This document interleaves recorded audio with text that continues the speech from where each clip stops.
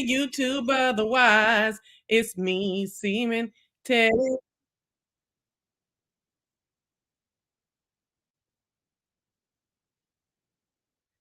Hold on.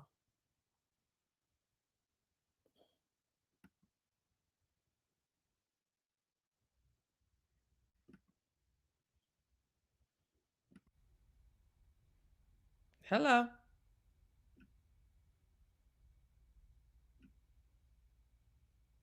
Hello. What is going on? Hello. What is going on?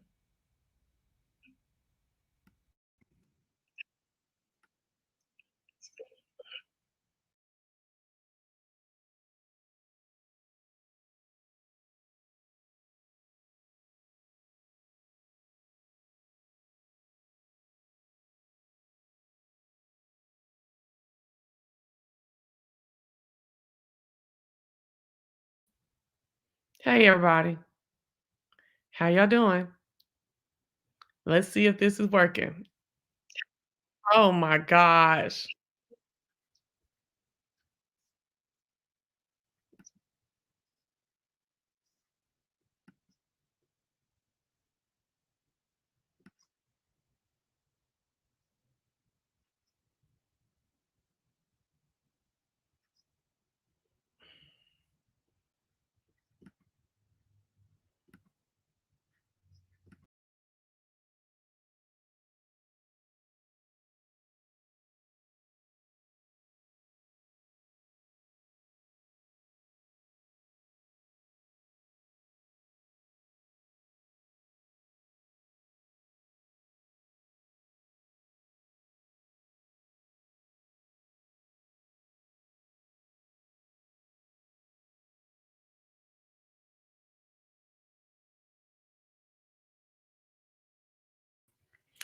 Hey, Bonafides and YouTube otherwise. It's me, Seaman Ted, and I'm back. I'm back with another video. And if you're in here, you're good to go. Y'all, what is going on? What's going on? Did y'all see Miss Willis? Oh, did y'all see Miss Willis on today in the courtroom? Honey. I was there. I was there. I wasn't in the courtroom, but I mean, I was there live watching. I was there live watching Miss Fani Willis, DA for Fulton County DA, overseeing and prosecuting uh, uh, Trump and his cronies in the election fraud scam, is now facing scrutiny, jurisdictional scrutiny, after it has come out that she has had a romantic relationship with Nathan Wade, an attorney in her office who is also helping on the Trump case. Okay. The areas of scrutiny and assessment is whether or not she has spent governmental monies, whether there's any misuse, fraud, or waste in government spending between her and Mr. Wade, as well as whether or not there's a conflict in interest with them being in a romantic relationship during the processing or during the process and procedure of the Trump case. Okay. Just to set up what's going on, because I was having to text back and forth with my homegirl that knows a little bit more. Yeah, our homegirl, Mimi, that knows a lot more about all this than I do. Okay, so Miss Willis has to hire her own attorney, right? Well, she has a team of attorneys on the left of her in this picture right here, right? They have not gone up yet. Okay, so she has to hire attorneys to um to basically, not to basically, but to defend her, okay, and represent her. Then there's a gang of attorneys on the other side who brought this against her. The main one being Miss Merchant. What is her name? Hold on, let me get her first name. I'm sorry, I should have had that. Well, maybe I shouldn't. I wasn't thinking about mentioning her really. Merchant attorney.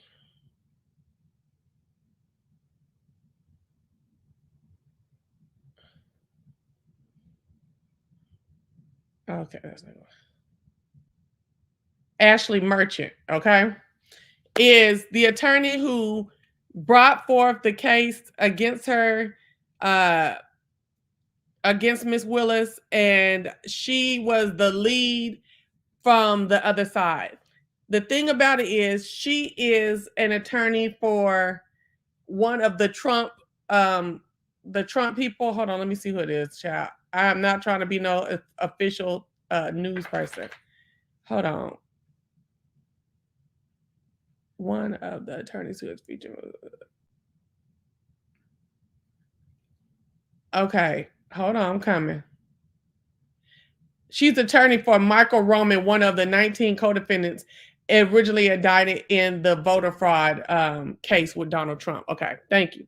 Now, Merchant has a gang of white men behind her. And I'm like, where's all these people coming up asking the same question, the same question, the same question? Well, these are all the attorneys representing the other people in the Trump case. So when she brought forth this evidence and this trial and everything, they signed on because they feel like she is with the rest of, she's prosecuting all of them, and that this is a slight towards the case she has against all of them. So all of them are piling on, and I don't think it's a negative pile on, it's a judicial pile on, and they all are coming against Miss Willis for this fraud and this the speculation of indecency, okay, and a conflict of interest. So if you were watching, you saw all those people like, wow, all these people, like, how many lawyers does Trump need? These are not just representative of Trump. These are people these are the lawyers for the people she had cases against in that in the totality of the voter fraud case. Okay. Fani Willis. She's been coming after white, black, Puerto Rican, and Haitian for about 2-3 years now since she got elected. I told y'all when I was here in Atlanta and I was watching her and others run, and I watched her on YouTube trying to, appeal down here and have a little channel and go on the folk house stuff here, that she was a nigga. Okay? I don't care about no Howard. I don't care about no Emory. Okay? I don't care about none of that. I don't care about, oh, she speaks so well and what now, because she doesn't, but what she does, but she's, she sounds, the tone and the diction is, but I knew that she gave street from just no, because they're not saying there isn't any YSL representation because these are the Trump people. They're trying to get her off of the Trump case. So it ain't gonna be none of the YSL people in there. And that man probably ain't working on the Trump case. So you got to think about everything she's up against. She's up against the relationship and the money because that man is on the Trump case. So yes. So I'm sitting up here. I'm gonna tell you one thing. I told y'all that. And folks are like, oh no, it's a black woman. You always got something to say. Blah, blah, blah, blah, blah. I'm telling you, I don't have to never come on here and lie to y'all about nothing. Now, my opinion may not agree with yours, but I told y'all this lady speaks like this. I told you this is her attitude. I told y'all what y'all was coming, what you was getting by getting this lady. Okay. Now I'm totally for her, cleaning up the streets if it's, the right, if she's doing the right thing and she's not doing anything, illegal to do so and things like that. And so I really do not have a problem with her. When I say she's a nigga, that's just what it is. Okay. She was up on the stand today talking about a G. Okay. Instead of saying $1,000, she's like a G and ain't no and all this stuff. Like, I was like, whoa, even though I speak like that here, I would not be speaking like that in the court of law. I just would not. Okay. At all. Yeah, she's not nearly as articulate as Monique's son. But I wouldn't say that.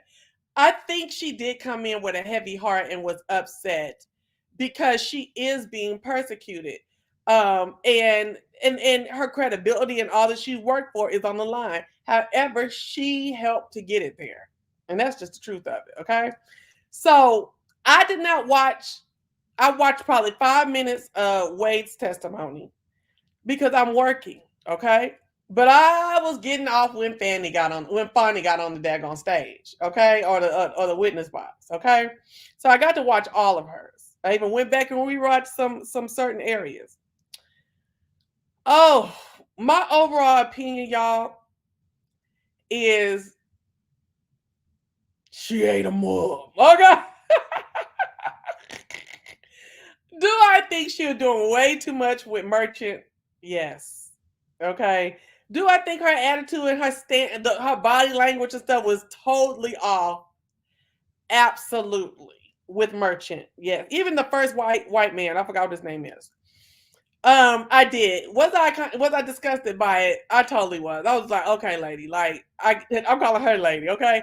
Yeah, I really did not like how hey Mimi, hey young speaker. Let me say hi to everybody. Hey Mimi, hey young speaker, hey Miss Cheryl, hey Wintry me, hey Black on Black Love. Okay, what's up? All right.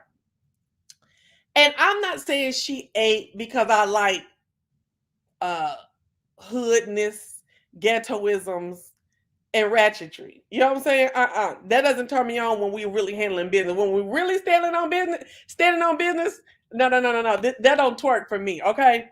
It's the story in the case that her and Wade that came through with. Okay. I don't care what nobody say. The way they put this together, I love it. I love it. I love it. Okay. Um, they were trying to get her hemmed up on these trips and who was paying for what and whatnot. And Mimi, you can chime in anytime because Mimi's more astute in this whole case than me. They were trying to get her hemmed up on these court case, not courses, these what do you call it? Vacations, the money spent, what was the trips, and how did you pay the money, and who paid the money, and was the money paid in cash, and all this.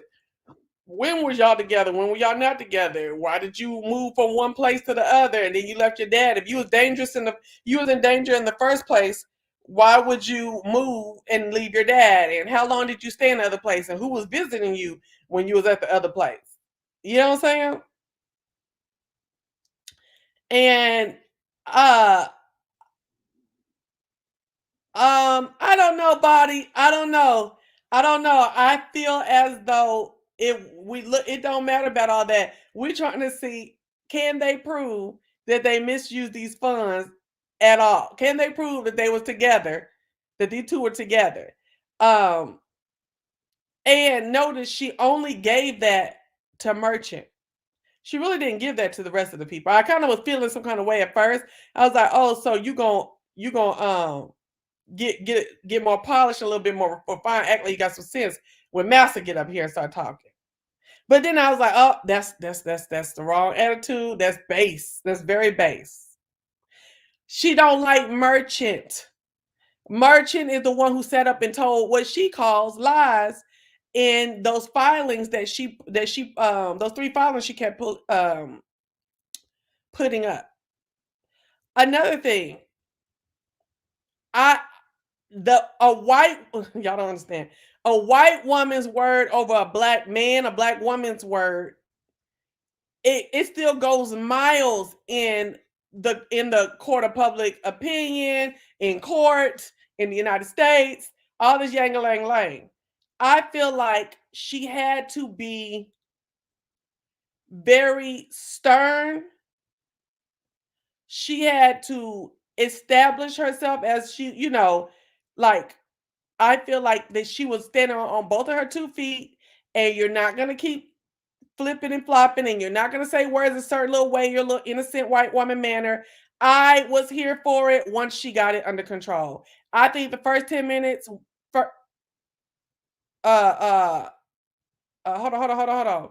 The first 10 to 15 minutes, I think she was a little out of control. I think that first break they took was Very much needed. Very, very much needed. I'm gonna play some of it so y'all can hear it. Okay. Again, y'all can talk about what other people did when they came in and spoke today, and I'll listen to you. But I did not have a chance to look at it. She screwed. Okay, we already looked at that. Okay. Why do you have $1,500 in a house lien? What do you mean a house lien? What are you saying? $1,500 a house lien? Now? She said she didn't have a house lien. No, she said she had no back due taxes. What did she say about the house lien? I forgot about that. Mm-hmm. The lawyers that she's messing around with isn't qualified to try the Trump case. 3 other lawyers turned down prosecuting Trump. Well, how is that screwing up? They can pony up during the whole 3 years that they've gotten been putting up shit to come against him with. You know what I'm saying? Like, and to me, half of the people who went up there to try to attack her that are representing Trump's people, they didn't seem qualified either, namely Miss Merchant. She seemed unprepared, easily flustered, and turned around, and felt like she could only go off her script. That's what she was seeming to me. I'm going to drop some tea and you can go back and watch the beginning of the tree. Merchant and Wade were friends. Were they? See, and that's why she had a little bit of that too. See, a lot of us don't know the ins and outs, but the people who are in here working this trial and all of that, and the people who keep up with stuff like Mimi and stuff like that, they know. Okay? Everything, so let's take what folks have to say about that. Let's not just go hard on her because she wasn't doing the respectability politics. Okay? I told y'all that shit is fading out. That respectability politics is fading out, baby. We coming in and we being ourselves, and that's it. Now, do I think the temper was professional? No. But I'm glad that she did rein it in. Hold on. Let me drop this thing real quick.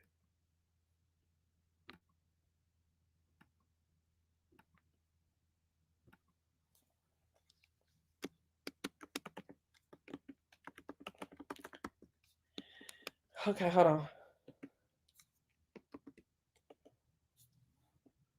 Young Speaker said they keep up with it too. You say, yes, she had to stand on business. Okay. Her and her family campaigned for him when he was running for judge. Wait, Merchant and her family? Come on, you gotta say Merchant and Wade were friends. Oh, Wade, not Willis. I'm sorry. Merchant and Wade were friends. So Wade, the black man she had the relationship with, affair really, because I think he was married. Merchant and Wade were friends. Okay. Merchant, the first lady who was questioning Willis, her family campaigned for Wade when he was a judge, when he was running for judge, excuse me. Hey, I'm here for the show. Hey, Nandi. Hi, I'm me.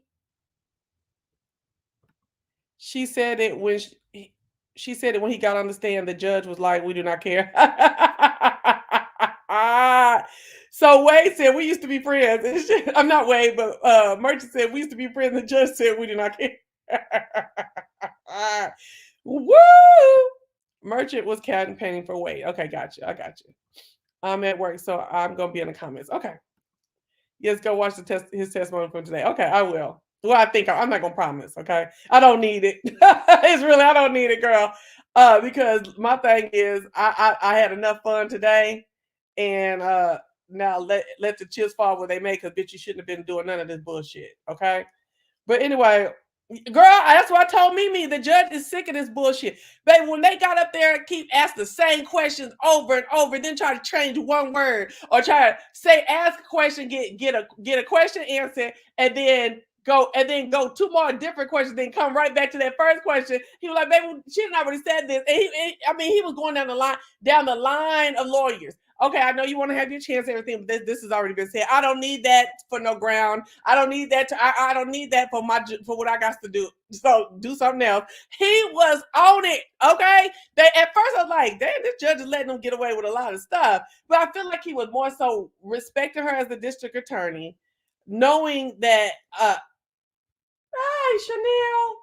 Chanel, respecting her as the district attorney, and also knowing that this was a bunch of robotic, like, to me, trying to avoid wasting time with the repetitiveness. You know what I'm saying?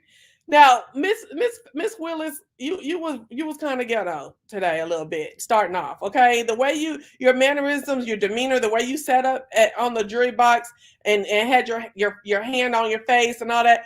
It was a little when you kept calling it was giving. Okay, it was giving Hateville. Okay, and it's HAPEVILLE. It was giving Hateville. Okay, girl, like I'm telling you straight up. Okay, it was giving East Point, which is right on out there with it. Okay, I was like, what is going on? But look at her. She gave regular woman. Look at that mama stomach. She got a mama stomach just like me. Giving regular woman, regular makeup, regular hair. This is what she looked like anyway, period, right? And I just feel like the look was everything. Battered and beaten, but still strong, not broken. District attorney, I done did a little piece of something, but I didn't do what you said I did. Oh no, I liked her look today. I like the pink. I like the pink. I like the knit separate of it all and the knit dress of it all, the dress barn of it all. I liked it. Okay. Now let's talk about it. I feel like her and Wade put together a really good little story. Okay. Hold on. Let me get through y'all stuff real quick before I go on. You like the judge? The pink dress missed the assignment too. You think so? I liked it. It was just regular. Now, the dress right here in this picture, I didn't see. See, we couldn't see that because she was sitting down.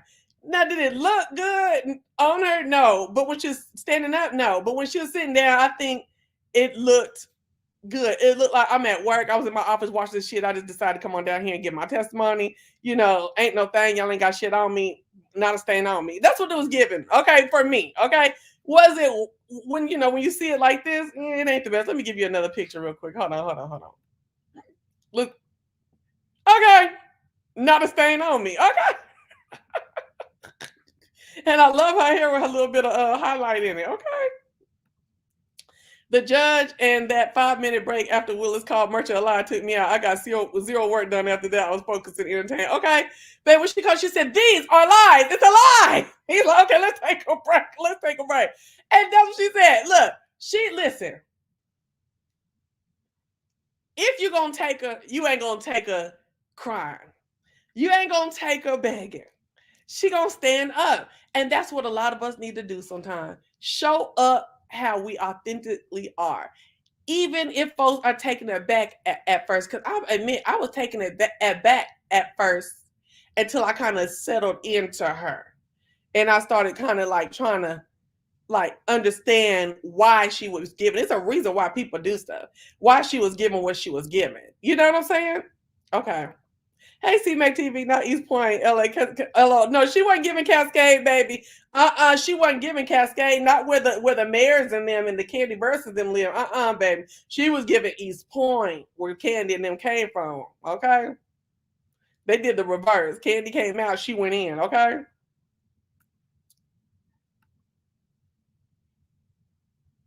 Fani is Boofisticate. What's Boofisticate? I love her. What is that? Like boozy, She's sophisticated to me. Okay, hold on. She been watching YSL too much. She was giving a little Cleveland Avenue.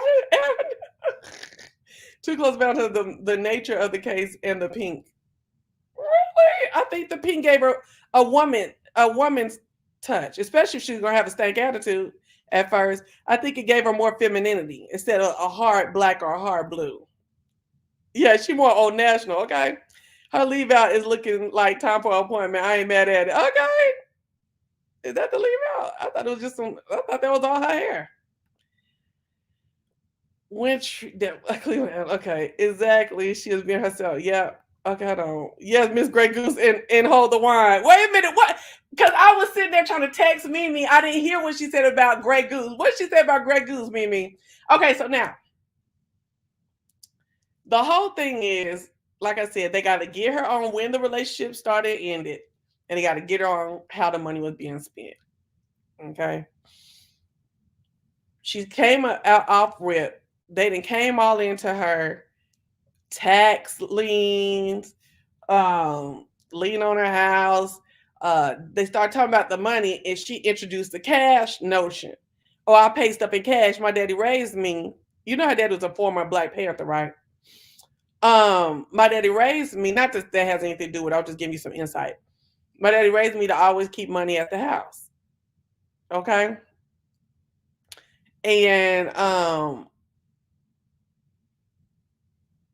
she was like, at any time during this period or any time in my life, I've had anywhere from $500 in cash at the house to like 9, 10. She said 15 at first, then they took it down to 10, then she took it down to 9. But you know, whatever, it's heated. It's heated. Okay.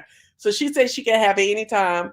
She has had anytime from $500 to $9,000 in cash in her house, right? And I'm trying to understand how the fuck that is so crazy to people. I was in the comment section and the people was blown the fuck away. And I'm like, really? Like, that's not crazy to me at all. And that's not because I'm kind of the same. It's just, it's not crazy to me. You know what I'm saying? Like, what is $9,000 to somebody making $200,000 and $300,000 a year? What's $9,000 in cash at the house? You know what I'm saying? I just don't get it. I don't know. Merchant asked her about and then if you used to keeping some money on hand at the house and you use some, you're gonna replace it again with what? The same, probably the same way you got the money the first time with your earnings. So to me, it just didn't make too much sense to me. Okay, hold on.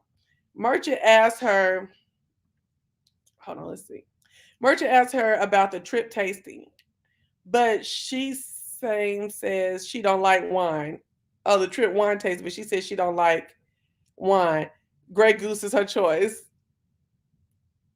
Willis told what she spent the money on. She says wine. Okay. Willis told her. What? I don't know. Can you do that for me again, boo? That's not crazy at all. You can't tell me politicians don't have cash in the safe. Exactly. And then most people who go that far to keep money on hand like that, they know how much they like to keep on hand. So they might have to go hard on it, and they have to like momentarily, over time, periodically replace it. So I just didn't understand why they was tripping off the $9,000, her having enough cash to go on these little mini trips. The girl said she went to motherfucking the Bahamas on a cruise that she paid the nigga for. Then she said she went to Belize for his 50th birthday and did it up. Okay, she said she paid about $1,000 a piece for the tickets. Then they had the hotel. Then they had food and accommodations. So to me, all in all, in this time period that these motherfuckers is fucking with this bitch about, or this skin, I'm talking crazy. I'm talking this crazy her. That these folks is effing with her about. I feel like they chasing down $10,000. So you mean to tell me you Negroes are chasing down $10,000? You white, y'all ain't any white Negro, whatever. These attorneys are chasing down $10,000 and having this a whole case before a judge. Are you kidding me? That trip to Belize was probably $6,000, $7,000. Okay, and a trip to the Bahamas is $600. Is what she said. Ain't that some crazy, man? I'm like, this is all going down for $10,000 to $12,000. This is crazy.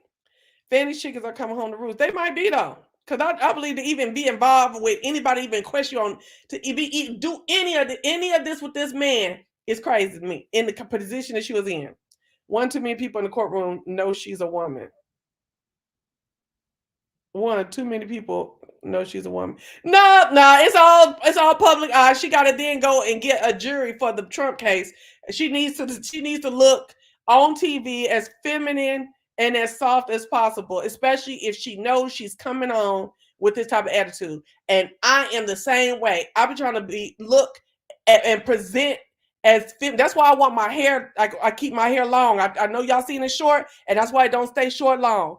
I love the shortcuts. I want to have the little funky, cute shortcuts, but no, not with the bravado and some of the mannerisms that I can get, especially when I get mad. Okay, so nope. Mm-mm. That's my opinion, Miss Cheryl. But I understand yours is different.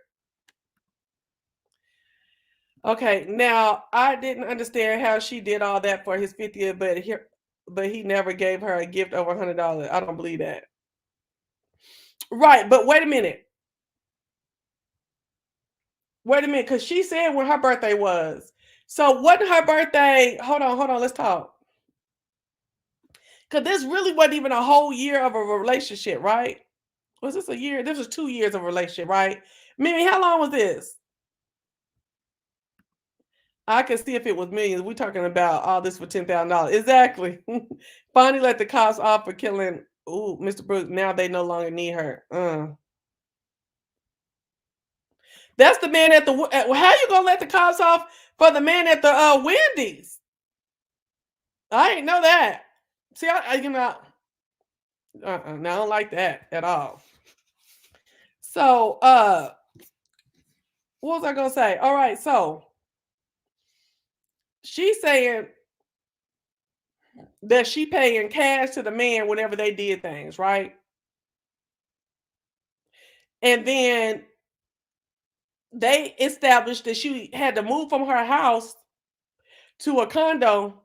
And they asked her how she paid the woman at the condo. And she said Cash App. Well, one of the last lawyers said, so you mean to tell me you paid the lady at the condo that you renting the condo from in Cash App, but you didn't pay your man back in Cash App? She's like, no, I don't think he got Cash App. And he's like, well, how you know he ain't got cash app? It's like, well, I think he told me that he ain't got no cash app. Girl, do you know how many people don't pay cash app? Girl, do you know why I was at? Listen, it's a certain age. I know a lot of these old folks will get with this technology, but it's some folks that don't. Baby, when I tell you the 2 months I was at my homeboy house, that landlord came to his door with a handwritten receipt looking for cash. She don't do no Cash App, no Zelle, Venmo, PayPal, none of that. No Walmart to Walmart. She came looking for cash. I have had potential tenants say, I don't do none of that stuff like that. If you out of town, how can I pay you cash? Well, I don't think you can be my tenant. Okay, boo. You know, because I don't play games. All right, I don't do all that. I ain't saying cash payments is game. I just don't do that. And I'm just like, why is this so hard to believe? Like, it's reasonable doubt that yeah, he probably might not don't have one. And she probably did pay cash to this man all the time. You know what I'm saying? I just feel like there's too much doubt that that really could be a possibility. For the level of re-questioning, questioning, and re-questioning questions that they kept doing about that damn money. If y'all ain't got no motherfucking receipt where you done seen her pay for some stuff, because I ain't seen no receipt yet. Mimi, you seen any receipts? I ain't seen no receipt yet. The base of the case is that she's a state employee. Exactly, like I said, fraud, misuse, and waste of state money. And state and federal employees are not supposed to accept gifts over $100. If they do, they're supposed to disclose it. Right.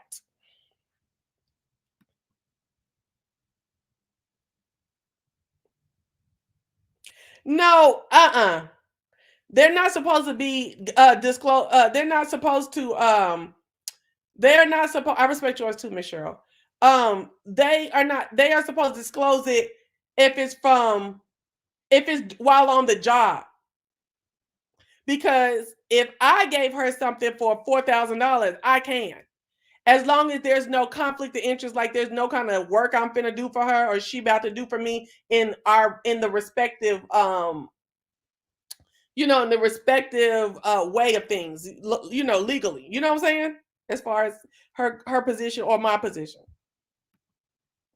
Both Wade and Willis said the relationship was a year. That's what I thought. Okay. Willis' former friend and employee said they were romantically involved since 2019. Where are the receipts? You see what I'm saying? I'm not seeing no receipts. You know what I mean? So Although this does look bad on her, this does destroy some of her credibility. I don't see the receipts. I just keep seeing intimations and inferences on behalf of the Trump lawyers. She got the same white attorney that worked on this case to take over the case so that he could drop the charges so she didn't have to do it directly. She recused herself from the Brooks case. Okay. She got the same white attorney that worked on this case against her, or the white attorney that she has representing her now, to take over the case so that he could draw. Oh, it's he. So which one of it? Which side though? The side, her side now, or their side now, so that he could drop the charges. She didn't directly have to do it. So okay, let's say that this happens. Okay, let's say this happens. If I could not bring the charges and get a hit for real, and it was going to have to be dropped under any kind of like policy or whatever the law policies are and stuff like that, I would have did the same thing. I'd have gave him the slip, gave it to him so that he could, because I wouldn't want to. I would not want that on me, that I let that go on that black man, and I'm a black girl, I'm a black woman. So I would really like to hear more. If you know more, drop it. What were the reasons by which he dropped it? Why did they drop the case? You have a confession, Bonafides. I do not have Cash App.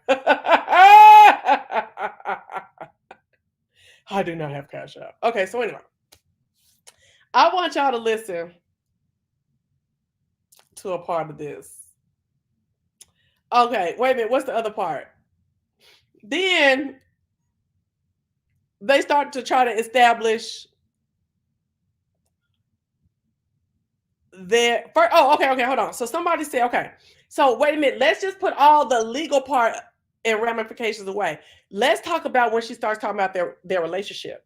So she starts talking about how him and her had a tumultuous relationship because both of them, it was a pissing match between both of them.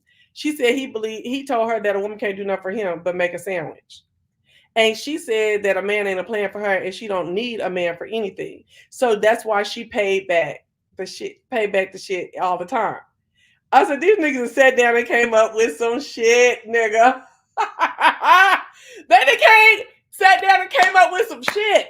She said, that's why I always pay them back. And you know what that does? It resonates with a lot of women out here that's going through with these men. It does. It resonates with a lot of us black sisters that got it going on professionally, but trying to get our personal together with these men, and they hating on our professional.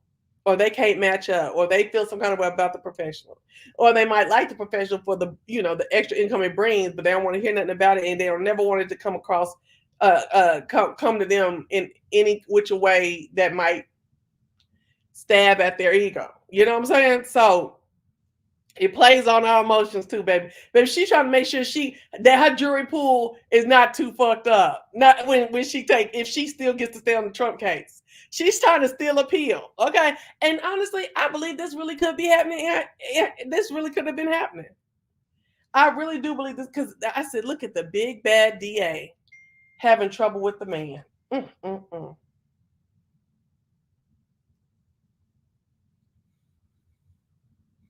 Okay. I'll get my homeboy's opinion on the Larry Reid. I'm going to come back with Larry Reid later. Okay, y'all?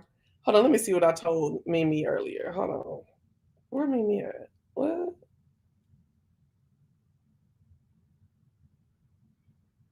What? Oh, right here. Hold on, y'all. I'm so crazy. Why I started whistling?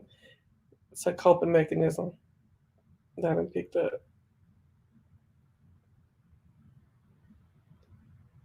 Okay.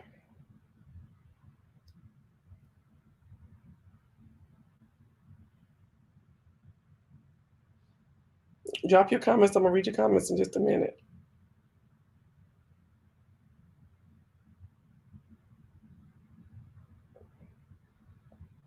Oh well, I wanted to read it just how I wrote it, but forget it. Basically, what I was saying is, Even the big DA gotta show a man. Oh, even the big DA gotta fight the black man to see her fully. Ain't that some mess? Even the big DA. So just because I'm not really like all the way convinced. I'm just kind of like about it. You know what I'm saying? I do feel like that could be true, that was going on in their relationship. I really think so. I really do think so. Okay, let's see what's going on. No, she took the money from the police union when she was running for DA. Paul Howard said she was going to drop the charges if she was elected, and that was the first thing she did. Dang. So Paul Howard was the incumbent when she was running for DA. As you said, Merchant is hanging. Yes, Merchant just got ate up. Ate all the way up. Just was turning around in circles, honey. Okay, so that was the first part, is that they had a tumultuous relationship, and they were always arguing and having pissing matches, and she basically, just stayed on her P's and Q's because she never wanted him to think that she needed him.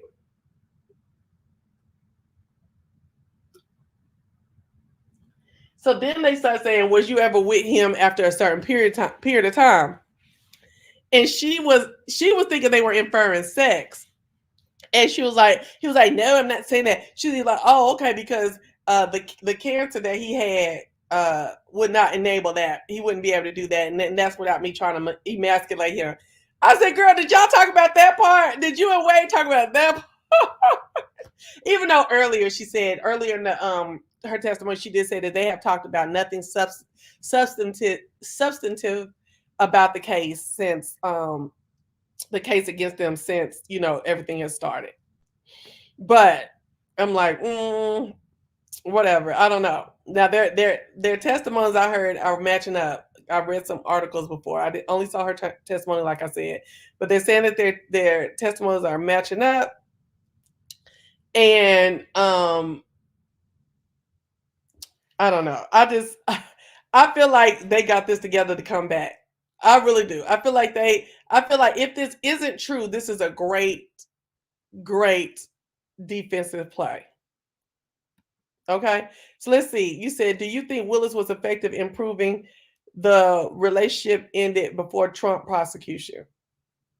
38% of you say yes. 62% of you say no. So if you said, explain yourself however you voted, please. Explain yourself. Whichever way you voted. And I'm about to start a new poll real quick. I'm going to end this one, start a new one. Hold on.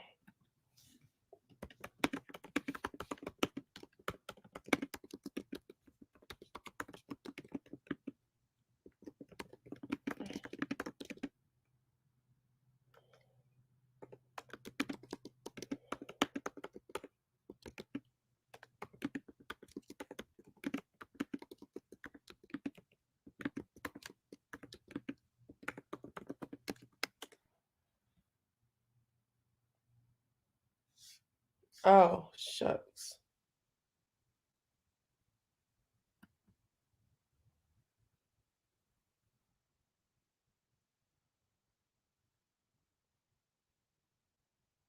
Hold on, y'all. I'm trying to get this together. Hold on.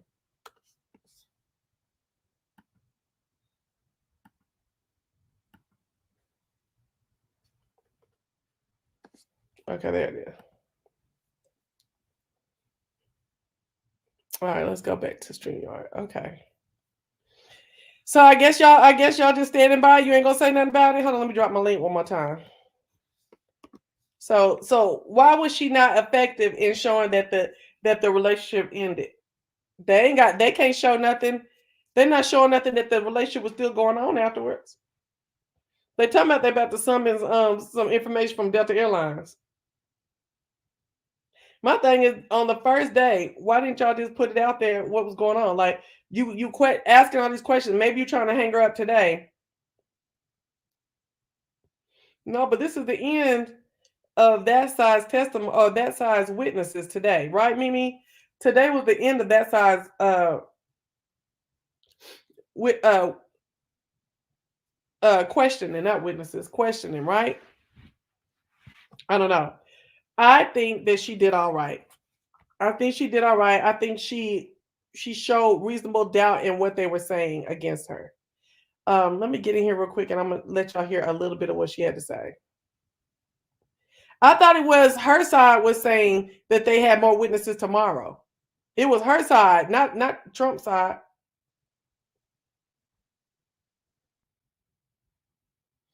All right, let's look at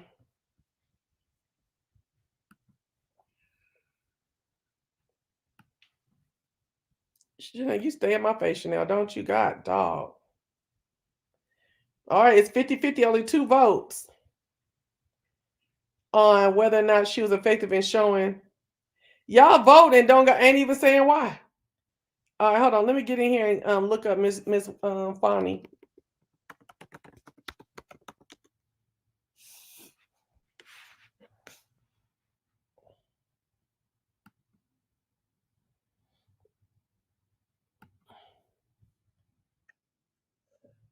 Hold on, let me turn you right on down.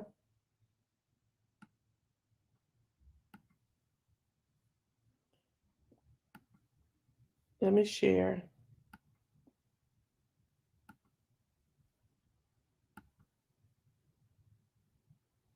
Oh, well, okay. Well, the Trump side. That's what I mean by that. I'm sorry.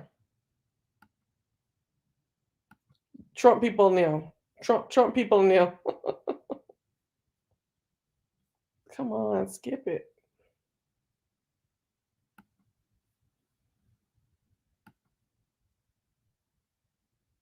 Oh, crap.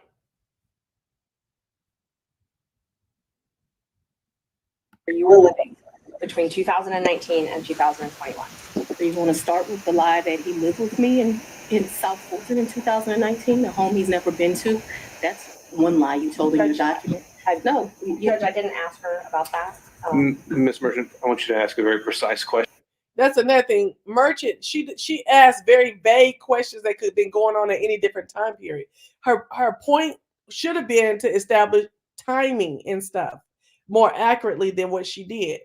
And Fani was like, no, you're going to say the time, you're going to get it together so that we can, make sure you're asking questions and I'm answering them within the specific time period that you think I was screwing this man. But, dang, what was I about to say? Fani's main thing with Merchant was to establish that she was telling lies on her. I wish she would have came in with her own paperwork.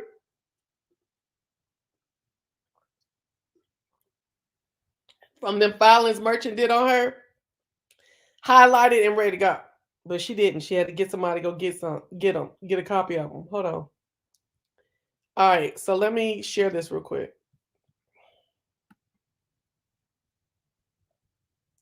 Merchant taking too long. I don't even want to see no more of her witnesses. And I really am ambivalent, honestly. Well, a little bit. Hold on.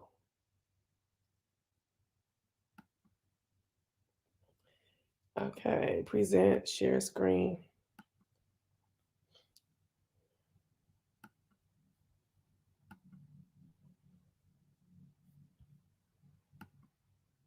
Why is this not showing? Oh.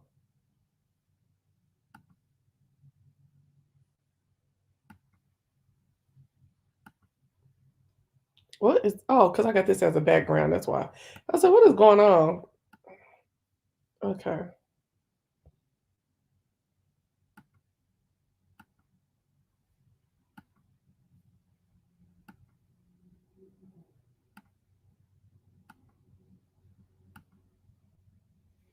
All right, let's talk. Let's look. Question. I think she's saying and answering that he did not live with her. So why don't we break that up into smaller parts? I didn't ask about. Thank you, Judge. We're not watching. How often did Mr. Wade visit you at a place where you were living between 2019 and 2021? So you want to start with the lie that he lived with me in South Fulton in 2019, a home he's never been to. That's one lie you told in your document. No, Judge, I didn't ask her about that. Ms. Merchant, I want you to ask a very precise question. I think she's saying and answering that he did not live with her. So why don't we break that up into smaller Ever. parts? I didn't ask about living. But you put in your, while we're talking about professionalism, while we're talking about professionalism, she put in 3 different documents Well, he she'll lived have with me. full opportunity to respond. In And 2000 filed that with the court. in professionally. 2019, He's never been to South Fulton. In 2019, I lived in South Fulton. He has never been to my residence in 2019, ever, not once. Now what? No living being Are you should serious? ever Now watch, y'all just heard her say that, right? in 2019, he's never been to your residence in any place. I lived in my home in South Fulton before I started getting the threats that were here, a house I paid for with my own sweat and tears. I'm no longer able to live there. But in 2019, I did. And in the 2 months of 2019 that I knew Mr. Wade, 3 months, the beginning of October, all of November, and all of December, Mr. Wade never came to my house in South Fulton. Let me help you out. I lived there in 2020. He never came to my house in 2020, let alone live with me, as you put falsely in these documents. In the first 3 months of 2021, when I could still enjoy my home, Mr. Wade never came to South Fulton, and it is certainly a lie that he lived with me. So in 2020, It is a leave out. so you said 2019, 2020. Did Mr. Wade ever visit you at a place that you He has resided? never been to my home in South Fulton. 2020 was before I knew that a phone call was going to be made and I was going to have to abandon my home. As a result thereof, he never visited, lived at, came to, or has seen South Fulton. You qualified that with your home in South Fulton. That's where I lived in 2020. In 20, See, that's bullshit. She trying to fuck with her. Like, why you keep saying it? She just said that. did he ever visit you at a place that you resided? Okay, I don't understand you about to give me that. In 2020, I lived in South Fulton. Okay, That's the only place I lived in South Fulton. That's before I had to abandon my home, Judge. all right. And at my So, home in we're gonna South clarify Fulton, this. We'll break it down. he never came there, okay? So if you don't come someplace, you can't live there. Ms. Willis, I'm gonna have to caution you. This is gonna be the first time I have to caution you. We have to listen to the questions as asked.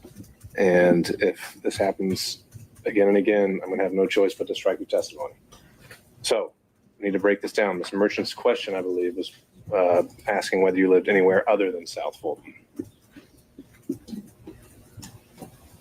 I did not live anywhere but South Fulton, Georgia in 2020. That is before I began my prosecution of this case, and it was my plan to only live there. Let's say this. I ain't never seen nobody testify like that, though. I'm gonna be honest with you. I've never seen nobody testify like this, especially not a court appointee, okay, a court official. I'm like, okay, but notice how she's trying to appeal to the everybody watching, because again, don't forget that if she's not taking off this case, she's gonna have to build a jury pool for herself, okay. See, I didn't know she had to leave her house. I didn't know that until now. I didn't know she had to leave her house due to threats.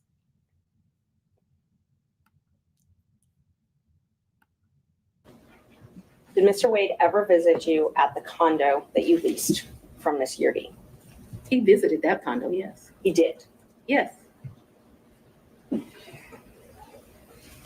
he ever spend the night at that condo? No. Just visited. Yeah, but he did visit for sure. Did you ever go out to eat together, other than the lunches you talked about, during 2020. 2019 or 2020? I would think that we probably went to lunch, but it wouldn't have been, let me think, 2019. I'm going to say, I don't know. I'm going to say we probably broke bread someplace in 2019. I don't remember it, but it seems like we would have Broke bread. I wish she would stop talking street. You know what I'm saying? It was too much sometimes. Broke bread, a G, lady, just all kind of stuff. Where I lay my head. bread sometime in 2019. So I'm going to say yes, although I have no recollection. But it seems to me like I go out to eat and drink with pretty much everyone. So I'm going to say yes. So outside of the vacations that we've already talked about, did you ever go out to dinner? I mentioned to you that I'm going to object as to what time period. Like we're asking very vague questions. I thought we were treating the witness as hostile under 611. We're no longer doing that. So we're going to go back and forth. We need to be more specific with our questions if we're going to treat her as hostile. All right, Ms. Merchant, it's not so much, I think you can elect between leading and open-ended questions, but I think we are still wondering about, and I think we need to get back on track of focusing on the financial benefit or the relationship. And my next question about if you did go out to dinner, who paid when you went out to dinner? you paid, I paid. You both paid. Okay, so let me be real clear. We didn't say, oh, the bill is $102. You give $51, I'll give $51. I don't operate like that with my girlfriends. I don't operate like that with anyone. He caught the bill, I caught the bill. Whomever. Did you ever pay him through Cash App? No. You only ever paid him through cash? Well, yes. What we're talking about, I'm very confused. You've now. never Like, given Mr. Wade money through Cash App. No, The only money you've ever given him outside of a contract is cash. I didn't give him money in a contract. So that was cute, but I didn't give him money outside in a contract. What happened is, no, we're going to answer it since you said it. He worked more hours than he was paid, and the county paid him for the work that he did. So don't be cute with me and then think that you're not going to get an answer. And I will ask you about the contract in a minute. I asked you about cash. Did you ever pay him anything? And I'm trying to qualify my questions. I'm not talking about the contract with Fulton County that was paid. I'm not talking about that. I'm talking about outside of that. Did you ever pay him anything other than cash? I've only given cash a few times in the course of what we're talking about. So you If we would go to dinner, Let her finish her answer. if we would go to dinner, I wouldn't give him cash because he paid for dinner or I paid for dinner. I've given him cash only a few times in life, probably 4. Probably the most money I've ever handed him is $2,500. The least amount of money I've handed him, probably between $500 and $1,000. You never wrote him a check? When it comes to termite and pest control, you get what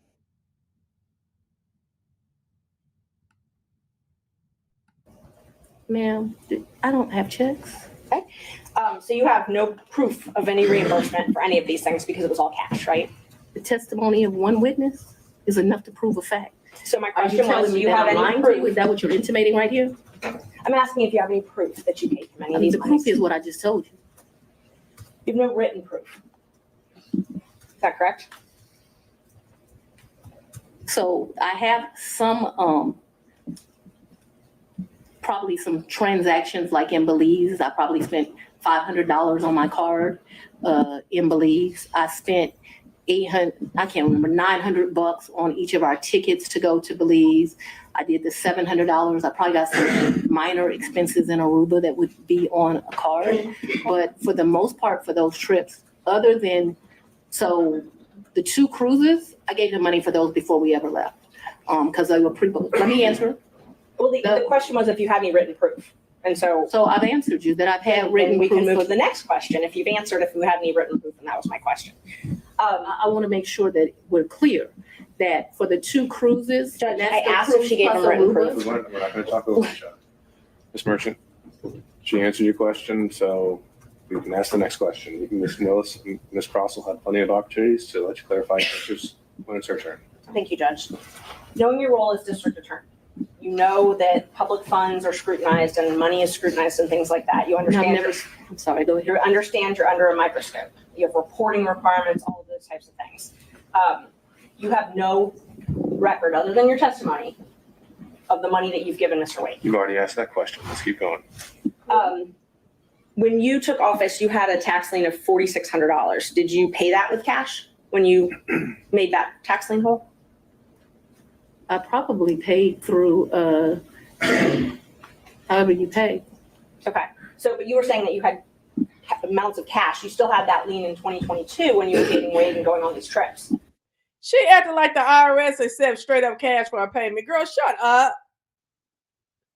Girl, that ain't doing nothing. Well, that is so ignorant. Like the IRS gonna take straight up cash off somebody. Ain't even know where to go pay straight up cash to the IRS. Girl, shut up. So the cash that you gave him, that could have been used to pay this tax lien off?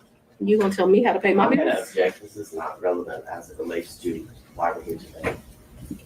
Mr. Merchant, are you trying to establish that she was insolvent in some way?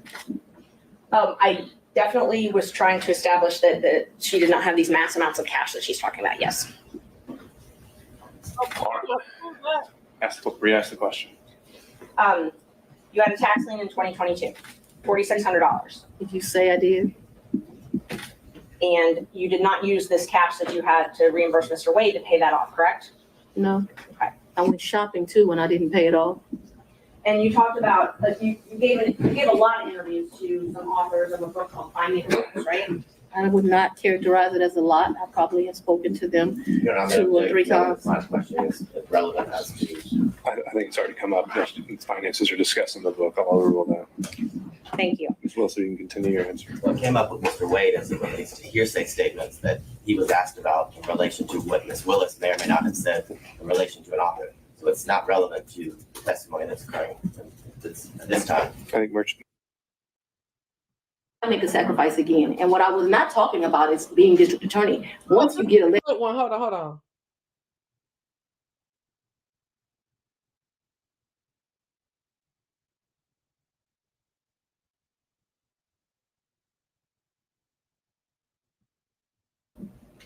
My friend used to pay $163 for car insurance. Now, insurance company. To that, but I would like to be able to explain what that's in fine. reference to. That's not in reference to.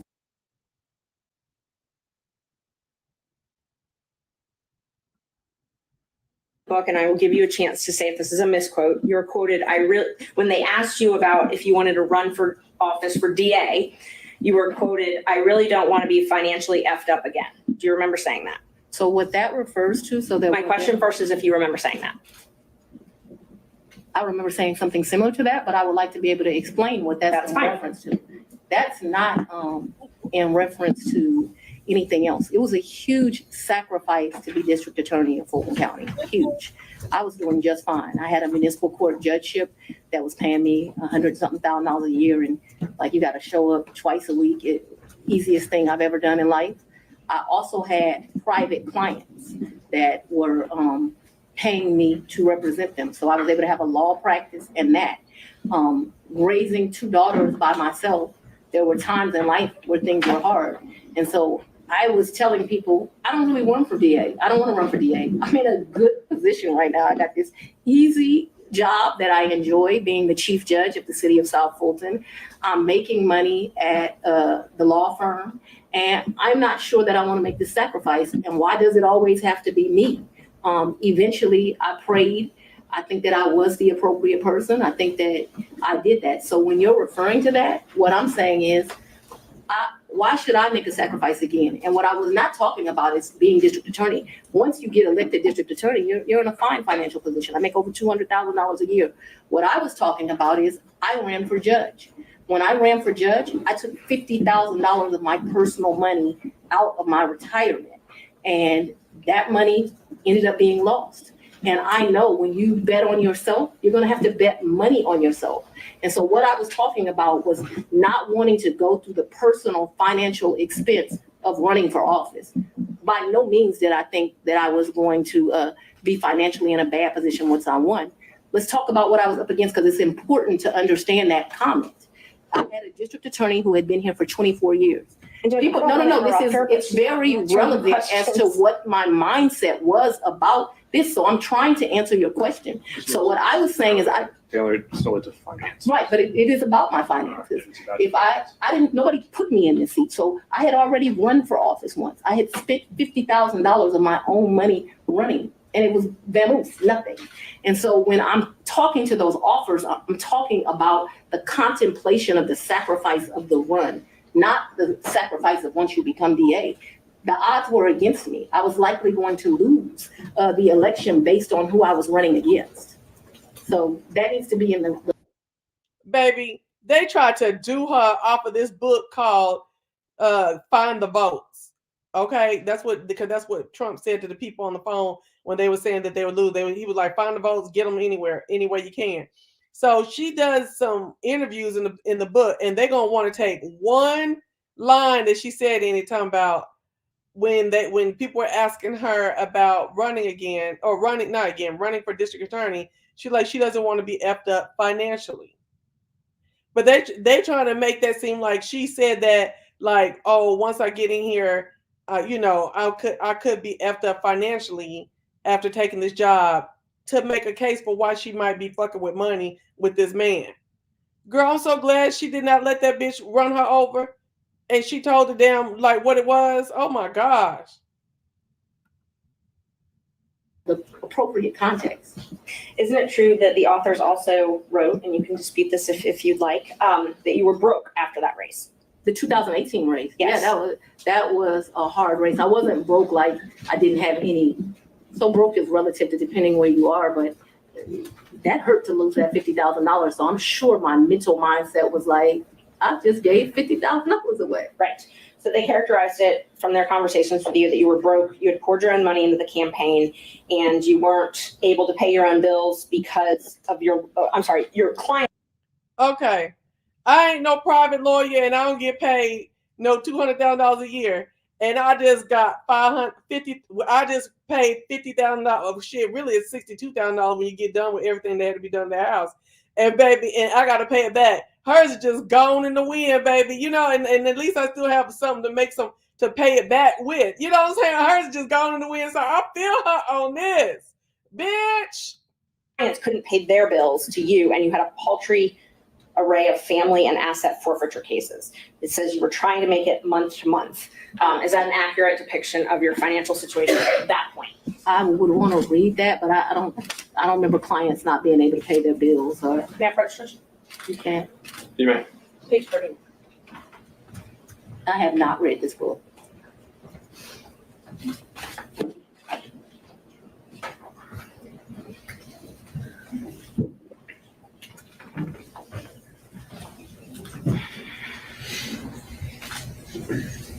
So like this back here, her ex-husband Fred had run into a financial.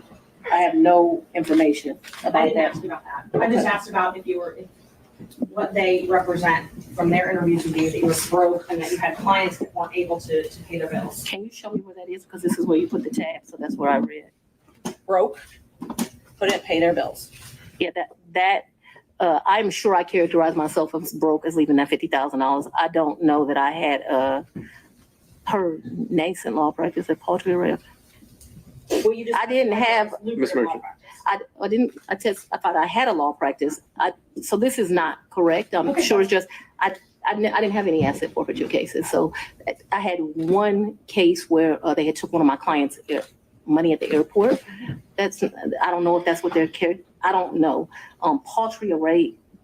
I did have family law cases. I guess that's what they're talking about. And clients who couldn't pay their bills ain't clients. So no. So my question was just if this was a fair and accurate representation where it says you were trying to make it month to month at that point. No, I don't think that is actually a fair and accurate representation, but I am certain that after the 2018 election, I'm still not really happy about having given up that $50,000. You know when you paid your tax lien? I don't. You don't? You know if you paid it? I know I've paid some taxes. I don't know. I don't want to speculate. Did you tell anyone at Fulton County Board of County Commissioners about your relationship with Mr. Wade? No.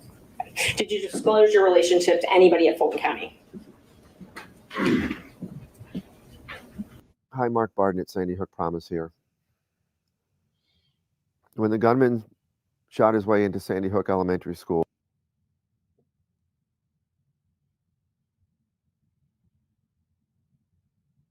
Girl, look, then they come in with this type of stuff right here. No, I don't think so. And as the chief law enforcement officer of Fulton County, I assume that you're familiar with the county code and ordinances? I've said we're not going to cover that this hearing, Ms. Merchant. I'm sorry, Judge? We said we weren't going to cover the county regulations. Okay, and I won't. Let me ask you this then. So are you aware that you're required to disclose any relationship with someone that you contract with in Fulton County? I'm going to object to the court prior ruling that you made this morning, you made. Would this be different because it's a potential for impeachment? Yes. What did you ask me? Ms. Merchant, if you agree, ask the question. Okay. Are you aware that Fulton County requires you to disclose any relationship with someone that you're doing business with? I'm not aware, and I know often that things are confused with state constitutional officers in county, but I'm not aware. Okay.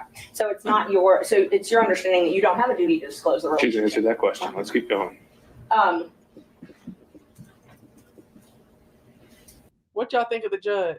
Did you keep track of this cash that you paid him at all?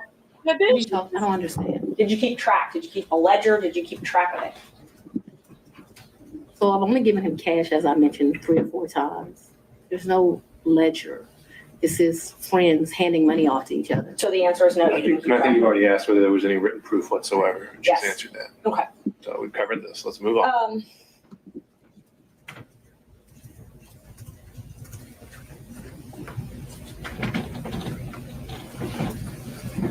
Who were you referring to when you suggested that Mr. Roman's motion to disqualify was racially motivated? We already said we're not talking about the forensic misconduct that's been alleged. And And just so the record is clear, I don't believe I said that his motion was racially motivated, so I don't want that to stay there. I've never said his motion was racially motivated, so that should not be Lois, true. I think She it would wrote be that. best if we don't need to go down that road.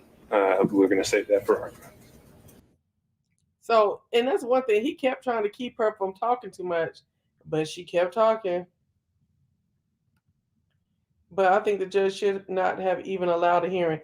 Child, the $10,000 that they hunting behind is ridiculous.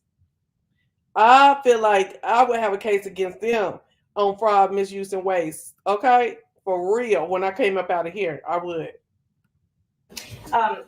you once said that you would not engage with a personal relationship with anyone that worked for Fulton County. Is that correct? An employee? Anyone that worked for Fulton County? I think I said an employee. The thing about it is, well, you bring charges with evidence. I'm not seeing any evidence of now. If it's $10,000, that's $10,000. That's fraud, misuse, waste, and we're gonna talk about it. But I don't see no evidence. It's just inferences.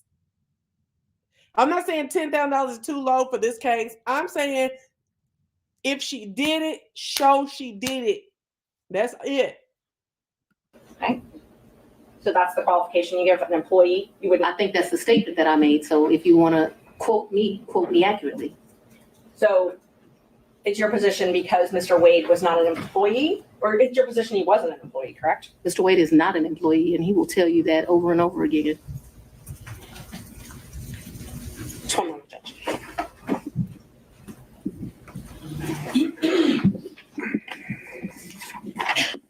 I'm sorry, the statement, just so I make sure I accurately quote you. What you said was you won't sleep with people who work under you. Do you not consider Mr. Wade working under you? I consider Mr. Wade to be an agent. An agent? Yeah. All right. An appointee is what I really think of him as. Your point, whatever merit it has, Ms. Merchant, is on the record. Next question. I'm just saying he is playing defense for her because she's talking too much too. You know what I'm saying? She's doing a little extra talking, trying to throw her ass around. You know what I'm saying? I don't know. You can tell he's trying to clean up, help her. You know what I'm saying? Like, oh, she talked too much. And her lawyers are just like little punk bitches because they just over there letting her tell them after they didn't object that she's still going to answer the question. All right. Do we need any moments in a minute? Mr. Sadow. Yeah, I'm ready to go, Your Honor. All right. He come with his ass on his shoulder. Y'all hear he come with his ass on his chest. Hold on his shoulder.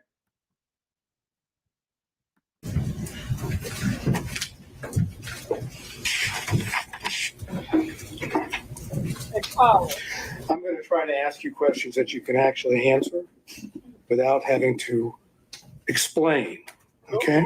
Yes, sir. My comprehension skills are pretty good, so we should do all right. We shall soon see. If I heard you correctly, you moved into what I... See, he rolled up talking shit. You doing all this talking and explaining stuff. Let me ask you some questions you ain't got to explain. we'll refer to as the Yurti condo in either March or April of 2021. Is that correct? Sometime between late February and April, yes, I don't, just so we're clear, yes. But in that time period, you're in the ballpark. We're in the ballpark. And is that Yurti condo, would you say that it is in Hapeville? It is in Hapeville, yes, sir. And you moved in there for safety reasons?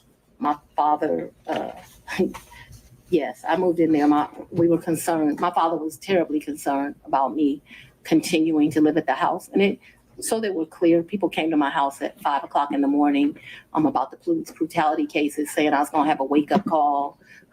There were security threats due to gang cases, and there were concerns due to that was at the very beginning of this, looking into that. And so for all of those reasons and what was happening, my father wanted me out the house, and begrudgingly I left.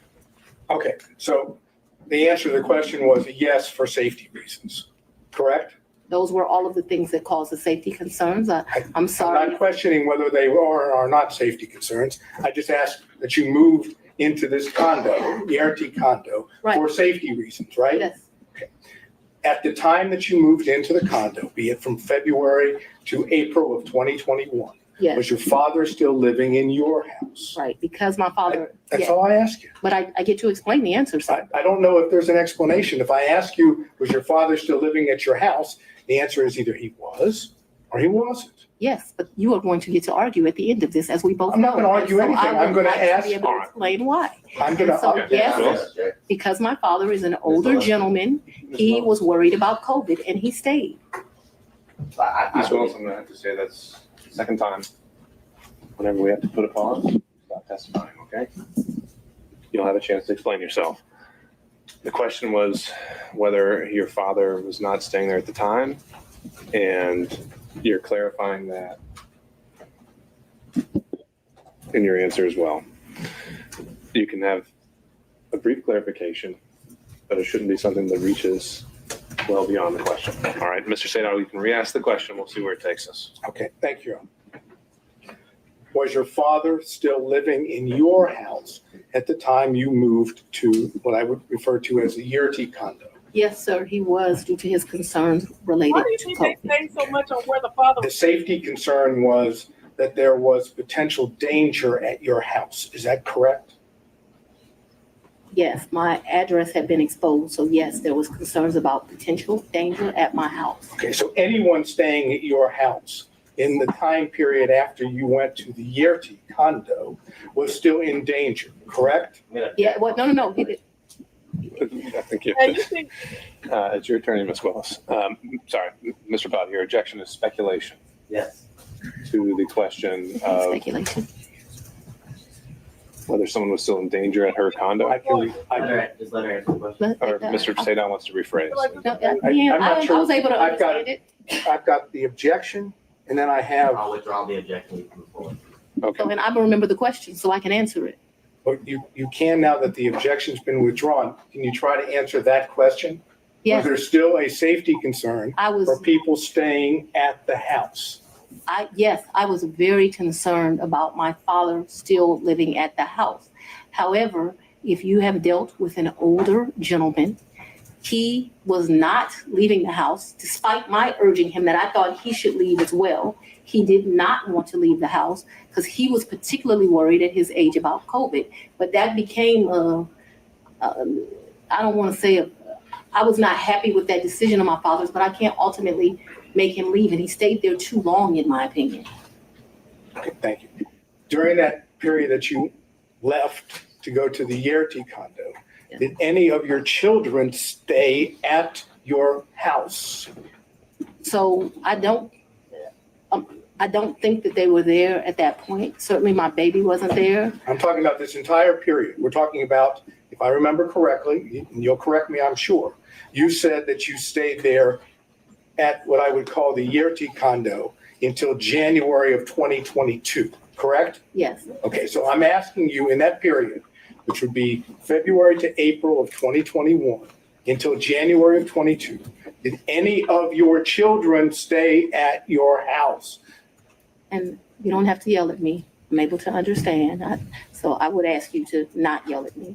That being said, I don't actually expressly remember, but I can tell you, since I have left my home, there have been times my oldest daughter came in, but I can't tell you with certainty the time window that you said, if they did or not. So I don't want to speculate to that, but there was some time that my oldest daughter came back. If she felt like she wanted to move, she could, and that the other people wouldn't be in danger. In fact, any of your children were still at the house or stayed with. I'm trying to get to big stuff because we ain't finna watch this whole thing.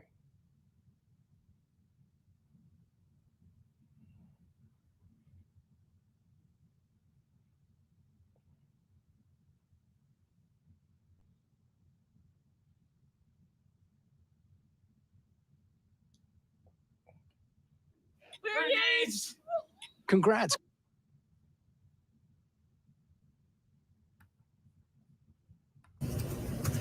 But it was a lonely time. Oh my God, that 2021,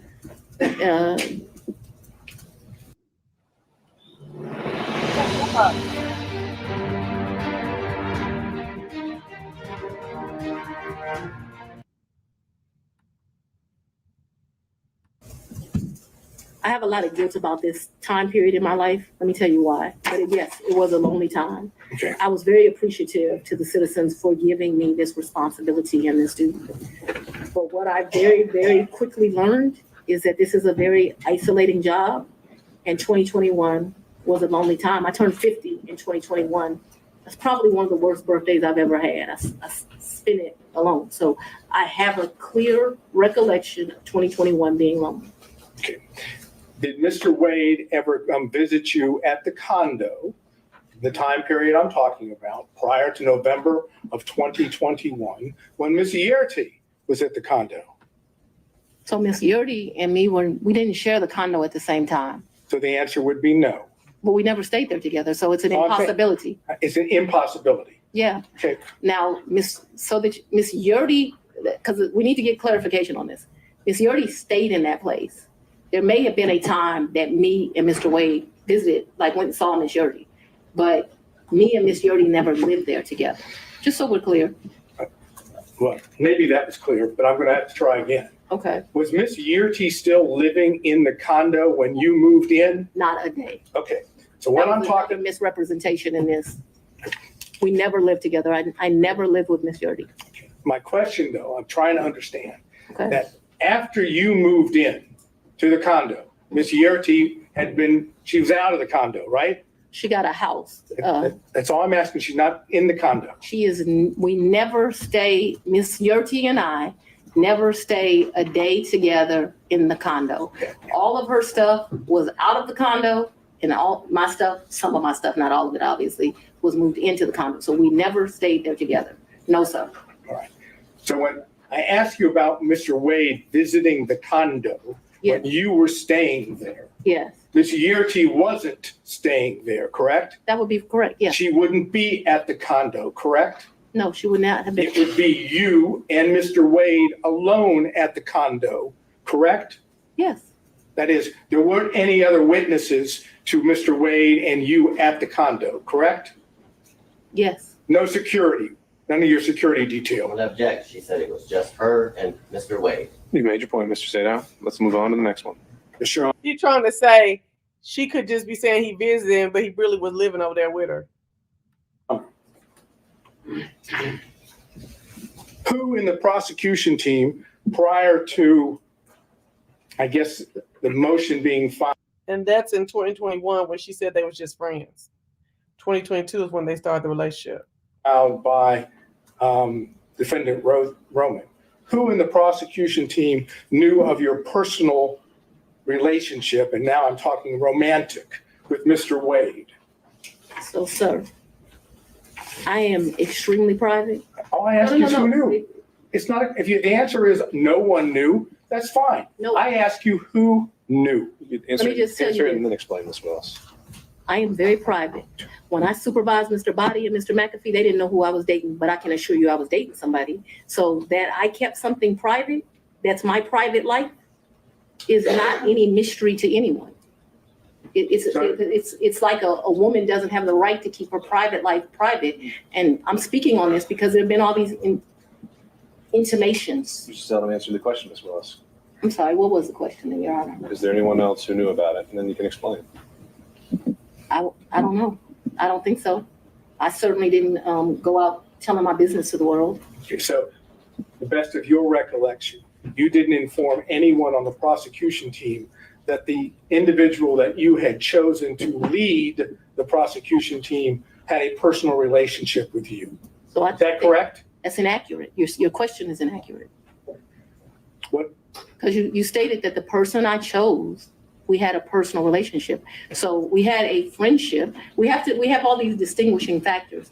Remember, when I chose him in November of 21, first of all, let's get this straight. Mr. Wade was not actually my first choice. That's no insult to him. No, it is you because of the way you phrased the question. You said, when I chose him, I didn't inform people of a personal relationship. We have defined personal as romantic. It is an inaccurate way to state the question. And I will certainly restate it so it is very accurate. Okay, and please do not yell at me. You hired Mr. Wade for the first time on November 1st of 2021, correct? November of 2021, yes, Okay. sir.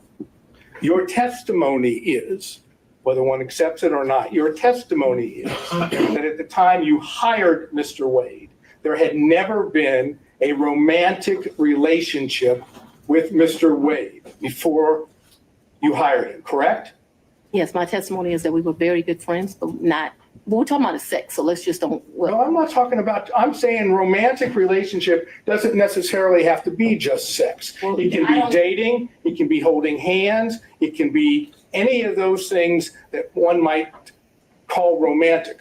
I'm asking you whether or not prior to November 1st of 2021, there was a romantic relationship with Mr. Wade. It's very simple. It's either a yes or a no.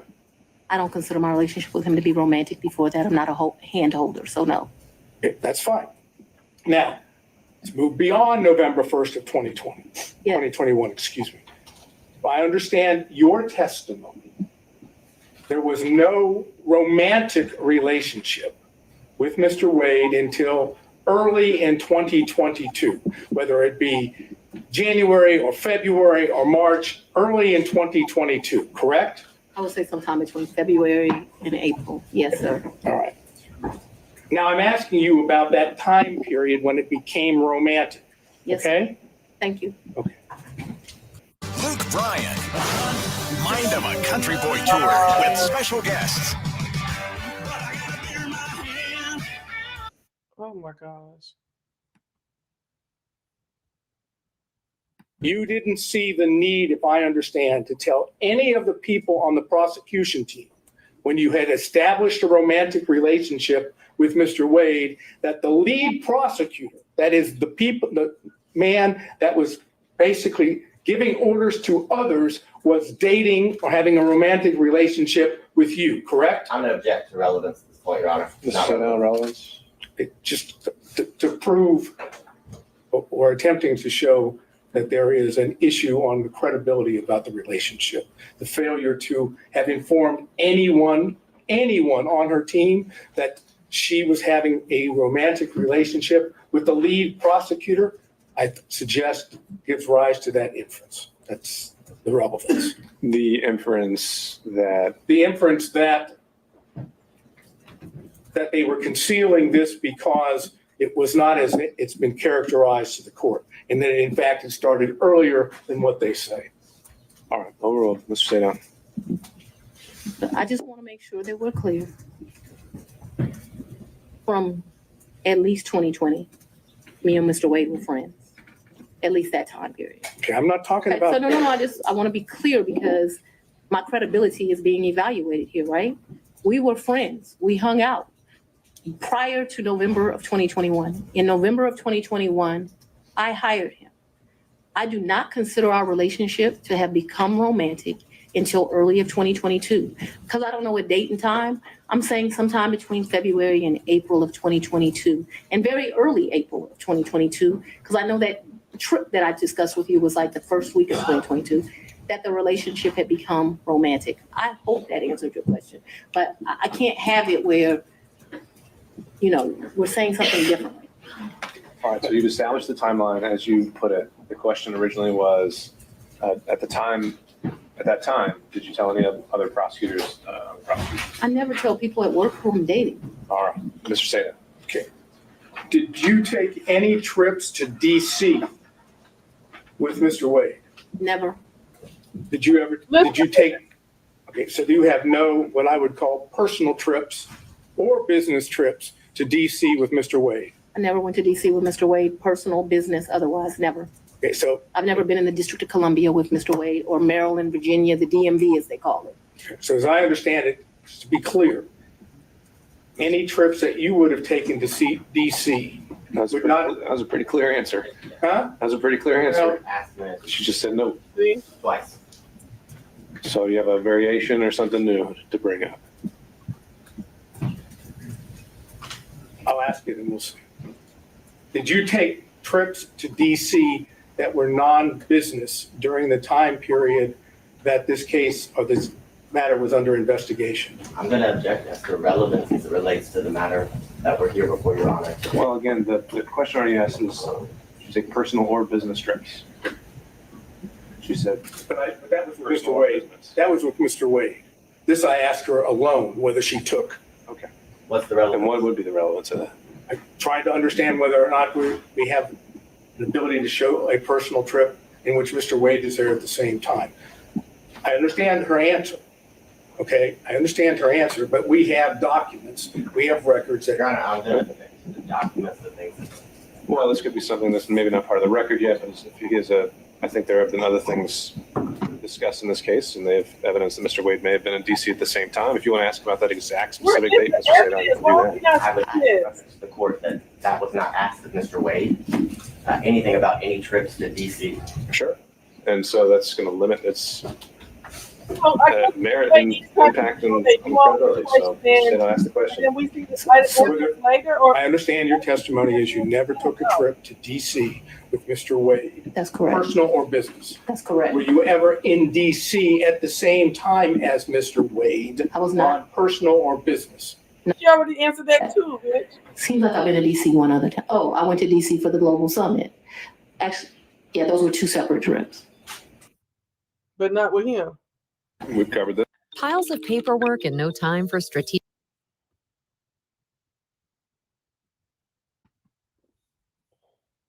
This next question. And you characterize it as a tough conversation, correct? Yes. I'm not going to get into the conversation per We se. should. Well, if he doesn't want to, we won't go there. So, Mr. Sada, next question. You know, it's kind of hard to say no when you've got that opportunity. All I'm going to say is, was it pre-indictment in this case? So, We know the timeline that the indictment was delivered. but, actually, and so that I'll we're give you clear, that. the Okay. physical relationship ended pre-indictment. And is that when you were talking about the tough conversation? But I'm not sure that the tough conversation didn't happen until after, but the physical relationship. So I'm sure if you ask Mr. Wade, because he's a male. They're going to catch it tonight. Because she said that the hard conversation would just end the relationship all the way. It happened on August. She said that earlier. Now she's saying she know the physical sex ended that summer, but the hard conversation that really ended all of that type of anything happened. She said, I don't know if that didn't happen till after. I'm like, girl, why did you say you talk too much? They said shut the fuck up. He would say we ended June or July because physical contact ended then. Just in my mind, being a woman, it's over when you have that hard conversation. I just think women and men think differently. And I think the answer, Mr. Sada, to your question was she's not sure whether it was before or after the indictment. Well, I'm not sure that was her answer, but let's see if I can get specific. That is what I said. That's what I said. I'll let you. Next question, Mr. Sada. If you need to Want to say clarify. one more? The romantic relationship ended before the indictment was returned, yes or no? To a man, yes. Well, to a man, yes. To you, no. She's explained this, Mr. Sadown. She's explained this. And did the forthcoming indictment have anything to do with that? Or was it just a coincidence? Mr. Let's go on and have the conversation. No, I'm just asking you whether or not it was a coincidence. Had absolutely nothing to do with this. It's interesting that we're here about this money. Mr. Wade is used to women that, as he told me one time, the only thing a woman can do for him is make him a sandwich. We would have brutal arguments about the fact that I am your equal. I don't need anything from a man. A man is not a plan. A man is a companion. And so there was tension always in our relationship, which is why I would give him his money back. I don't need anybody to foot my bills. The only man who's ever foot my bills completely is my daddy. Is there anything else you would like to add to that? No. Sure. I'm sure we'll talk about it further. No, we're not going to talk about it further. All right, no back and forth. Let's stay down. Next question. My next question is something that that has to do with what I've characterized as the church speech. Let me just tell you what the question is, because I know that's not Preserve it for the record. Huh? You can preserve the question for the record, but then we'll move on. That's correct. Thank you. When you gave what I've referred to as the Martin Luther King weekend church speech, you know what I'm referring to? A great honor of mine. That's a historic African-American church. Yes, I do. Okay. Did you have handwritten notes with you that you were reading from during the speech? And on second thought, Mr. Sadow, because you might have a number of questions about this, why don't we just bullet point what you would want to cover on this to preserve for the record, and then we'll move on to the next topic. Okay. Since I had laid out before that the forensic misconduct isn't a subject. Do I not get an answer for that? That's right. Okay. Did you read your speech? Well, no, Mr. Sadow, for everything related to any forensic. Oh, you just want me to stay out of it now? We're just not, we can do it in a bullet form if you just want to cover what you would have asked, but it's not in a question and answer format. Okay, so I should do that at this point or do it Sure. when you're ready? We can do it right now. So it's fresh on I'm going to ask her about, did she prepare the speech? Did she have notes on the speech? Did she read the speech? When did she do this? When did she write the speech? Who was she referring to when she was talking about others? Who was she referring to when she said they? Who she was referring to when she spoke in terms of their, that is. I would love to answer those questions. Well, Ms. Willis, you could certainly do that in some other format, but for today, that's what we decided we're not going to cover. Who was she talking about that was playing the race card, and why she didn't tell people at the church that she had had a personal / romantic relationship with the, all due respect, the way it was characterized, the black man that she was referring to, and was the black man she referring to, was that Mr. Wade? Okay. That's that area of inquiry. Noted for the record, Mr. Sadow. Next topic. That's a good question. I realize that you've testified that you have no records that with regard to cash payments, Yes. correct? Mhm. Would your bank records reflect It is. that you withdrew cash from your bank accounts during the time period of 2020, Listen to her swerve, y'all. 2021, 2022, or 2023? I'm not asking you, I'm just asking whether they would reflect that you withdrew cash from any of your bank accounts. So the exact amounts? No, just But yeah, that you did. Of course, I withdrew money throughout that time period, throughout my life. I withdrawn money from the bank. Yes, of course. Talking about cash from, that is that you go to a Cash, bank right. or you go to an ATM Cash. and you take cash out. Either that way, or you go to Publix and you overpay, or you go to another store and you overpay. So yes, both through that. Swerve. They have to say, baby, you're going to have to go through all my motherfucking Publix receipts. Oh, anytime you see me get some extra money, say, I'll put it at the house. I'll put it at the house. Yes, of course they would reflect that at times. Okay. And so those records, if we had them, would show that, correct? That throughout the course of my life, I took out money. I was very specific. I said Yes, during the course of 2020. that time period, I would have taken money out. Yes. So Do you have a problem with? I absolutely, yes. You don't want the bank records to be made available for the court and the court I'm alone? going to object this to the relevance, and this has already been addressed earlier as it relates to other records. This is an improper line of questioning. He's doing it for the purpose of harassment. Right, Your Honor. I'm just going to sustain it on relevance. Mr. Sadov, if that's something you want to follow up privately, you can do that. Last area, briefly. Yes, sir. You had contact with Mr. Wade in the year 2020, correct? Jorge has always put the ones he loves first. But when it comes to caring for his teeth, he's let his own maintenance take a back seat. Well, maybe it's time to shift gears. Ooh, I had some contact with Mr. Wade. Would you explain when you say some contact? Please tell us talking about 2020. Now he finna start. The judge about to start getting rid of these. I'm interested in, did you have contacts with Mr. Wade? I do appreciate the I'm not going characterization. to emasculate a black man, but I'm just telling you. I'm sorry, what? I'm not going to.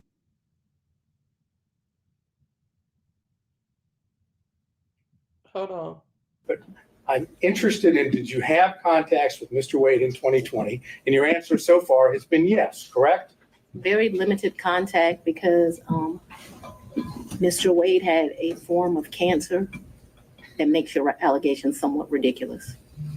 I do appreciate the I'm not going to characterization. emasculate a black man, but I'm just telling you. I'm sorry, what? I'm not going to emasculate a black man. Did you understand that? All Well, I right, don't let's think we get should back on discuss track. further. Mr. Sadov, next question. Baby, she did the most, baby. She pulled the card out. Y'all act like it was all physical, it was all sex, and we was all hot and heavy, and but he couldn't even do nothing because he was sick from the cancer. I said, girl, now come on. I just don't think I would have did that part. Even if he agreed on it, I don't think it was necessary right then. What do y'all think? Trying to, Your Honor. Would you tell us on the occasions in 2020 that you had contact with Mr. Wade? I'm sorry, I thought I had answered that. Yes, sir. There were times in 2020 I had contact, but 2020 was a year I was running for office. It was a year that he was going through some serious medical issues, and I did not have much contact, but I certainly had contact with him in 2020. Did you go out to eat with him? Maybe, probably. That's what it is. Did you visit him in any location, his office, or did he visit you in your office in 2020? I am sure I'm sure, ooh, that's a very good question. I'm sure he came to 750 in 2020. 750 was my office. Okay. Not often, but maybe once or twice. Maybe I went to his office once or twice, but maybe once. And the purpose for going to his office would have been what? Maybe we would have went to Mellow Mushrooms for pizza, or maybe he would have come for lunch. I'm sure we went by each other's office though, but not often, not a lot. We both grinded, trying to make a living. I understand what you've said about the cancer, and I'm not going into that. But when you were going out with him to restaurants, or when he would come to your office, right? Those were not sterile environments, were they? Oh, very sterile, because it was. The restaurants were sterile environments? A lot of times we wouldn't eat there. We would pick up something and go in, but they were. I'm listening to you. You pick up and take it to where? Maybe eat at our office, but it did not happen much. That's what I'm trying to explain to you. And my office in 2020, nobody was coming in. I was stir crazy, so I would still go into my office. You remember when I started this, I said, I am not even sure if we came to each other's offices, but I am trying to be over cautious. So she was trying to say he had this cancer that so they couldn't have been screwing in 2020, 2021, all that, that would keep him unable to do the things they trying to say was going on. And so he was like, well, wasn't y'all going out to eat? 2020, that wasn't sterile for nobody had no cancer to be out there with the COVID out there. And then she got caught up. Ooh.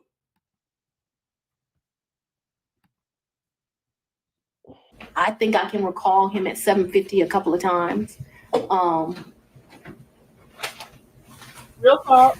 I just think I can recall him at 750 once, but let's say twice. I have seen his office. I remember all the awards in the lobby, but I'm not sure in 2020.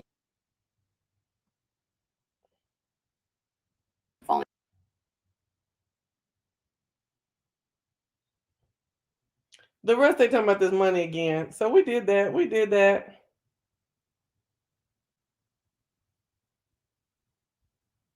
Oh, watch this. Hold on. Took about 4 in cash with me to that 400 or 4,000? 4,000. But I remember I handed him 2,500, and then the rest was just the money we spent. I probably gave $300 or $400 to this guy who was a taxi driver. He would drive us every day around the 2 or 3 days we went. Took him to eat like it was my trip money. And you had, to be clear, to end this up, the 4,000 that you've just told us. But I didn't give it all to him. Remember, I only gave the 2,500 to him. I didn't ask you that. I was going to ask you that 4,000 is part of your, my words, cash hoard that you had collected over time. Cash what? Hoard, H-O-R-D-E. Oh, I thought you said something different, sir. No, I'm afraid I wouldn't say that under any circumstances to you or in. All right, back on track. The hoard, cash hoard debt. I would not classify it in that way, but I have money at my house. Yes, sir. Yeah. And the money, when you had money at your house. I'm speaking too loosely. I had money wherever I was staying. So I was not referring to my house in 750. I'm saying I had money wherever I was laying my head. Yes, sir. That was my fault that I wasn't clear. Okay, so when you were at what we said, the Yerty condo, during the time period we've always discussed, that's where you would keep your cash. When I stayed there, yes. Okay, that's all I have. Thank you. All right, I want to see if we can get through a few more defense counsel possible before breaking for today.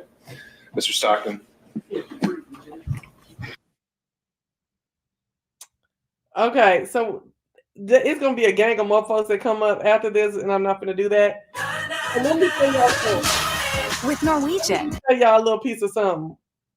We're just sick of this. Wake up to a new city nearly every day. When I tell you,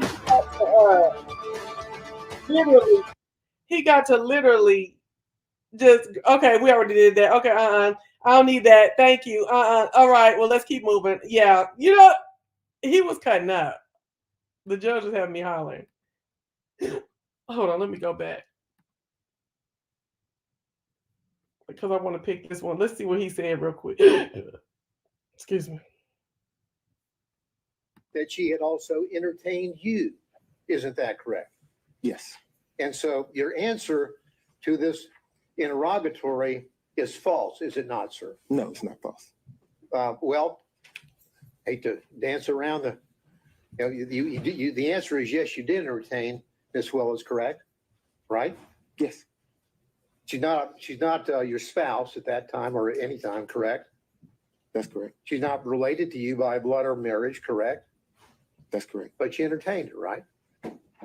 Yes. And during the course from your marriage, the period of time up to the present, so the answer would have been, yes, I did entertain somebody, correct?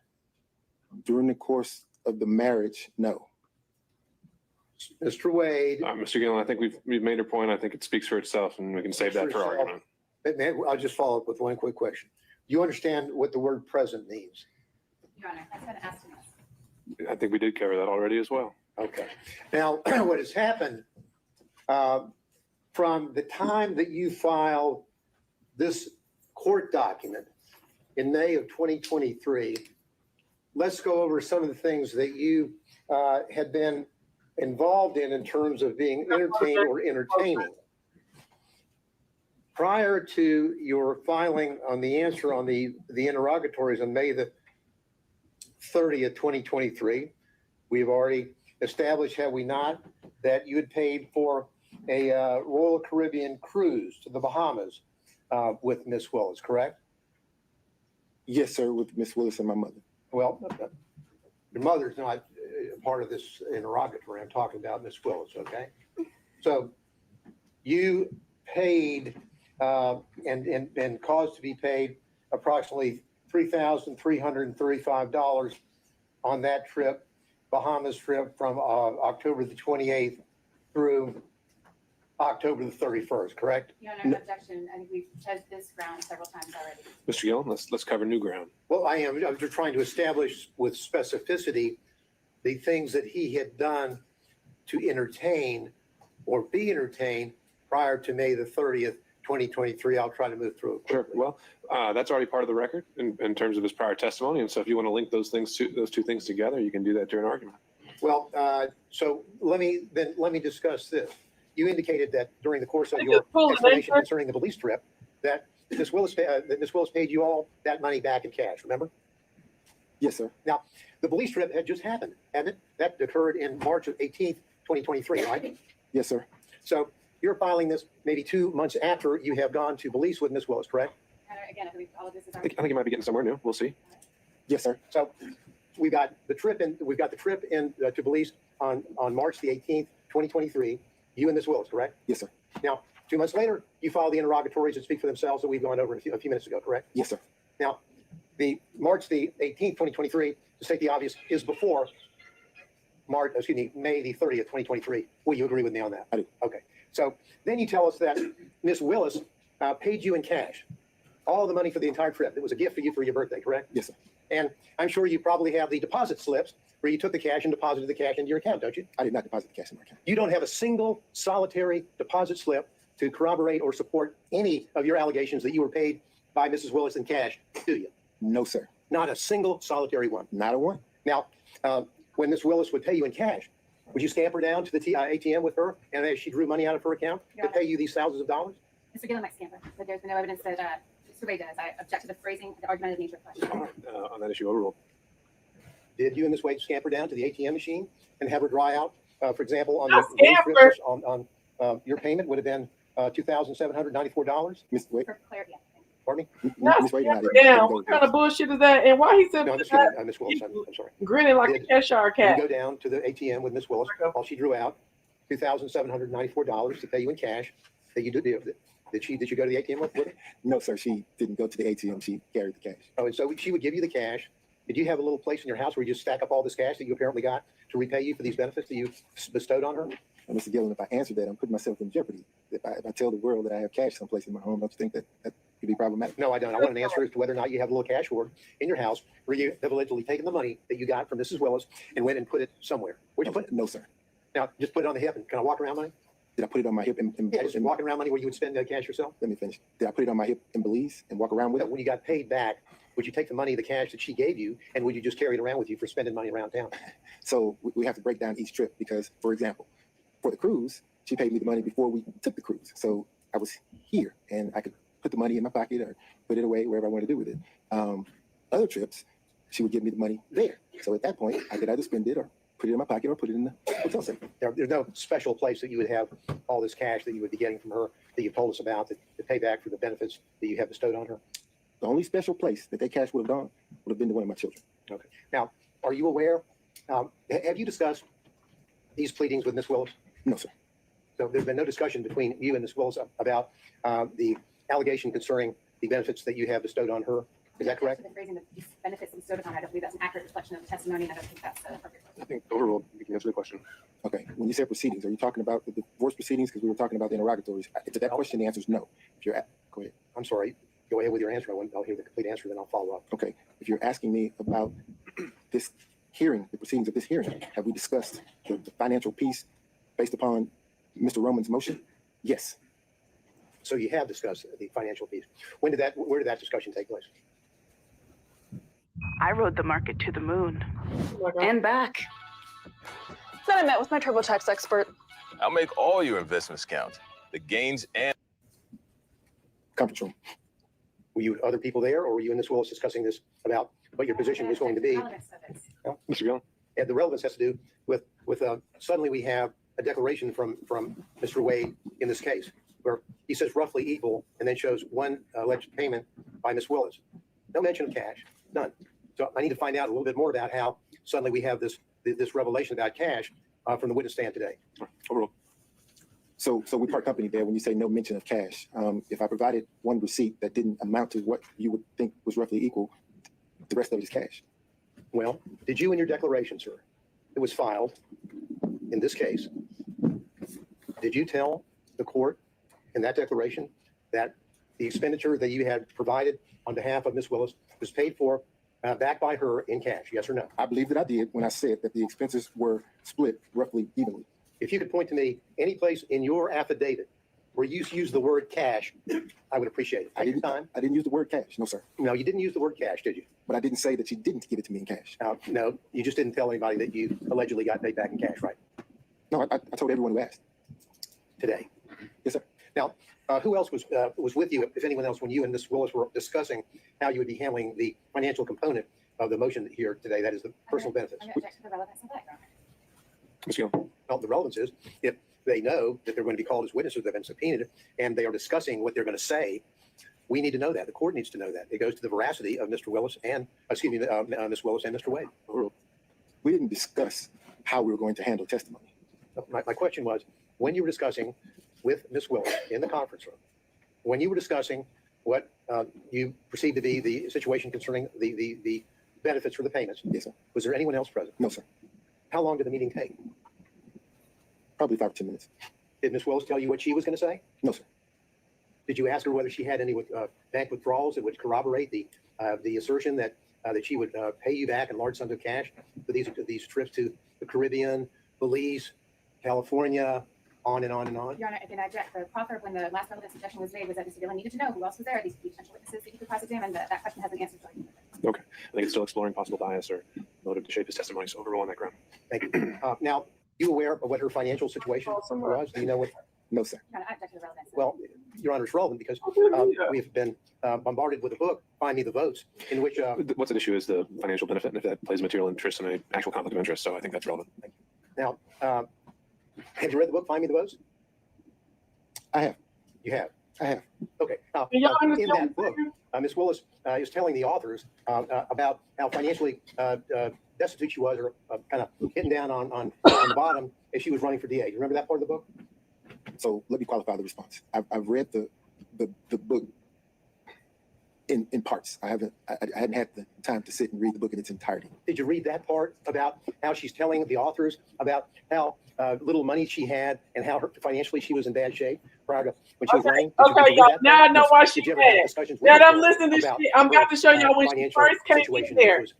This lady crazy. Okay, hold on. Prior to her being elected DA. No, sir. Ms. Willis made it clear that her financial business was just that. It was her business. I know nothing about her financial status. I know nothing about how she was faring before or after the election, or even now. I know nothing about her finances. Telling us that she didn't share that with you, but chose to share it with the authors of a book that's been published and printed and sold nationally. I think that's a fair question for Cross. I don't know that she shared it with the author. I don't know that the author was telling the truth. I don't know the author, so I don't know, sir. Okay, now y'all better lawyer up in this motherfucker. God dog, y'all better lawyer.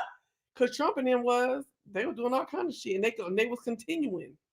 Ooh, y'all better talk. To the authors of that book? I've given no interview, sir.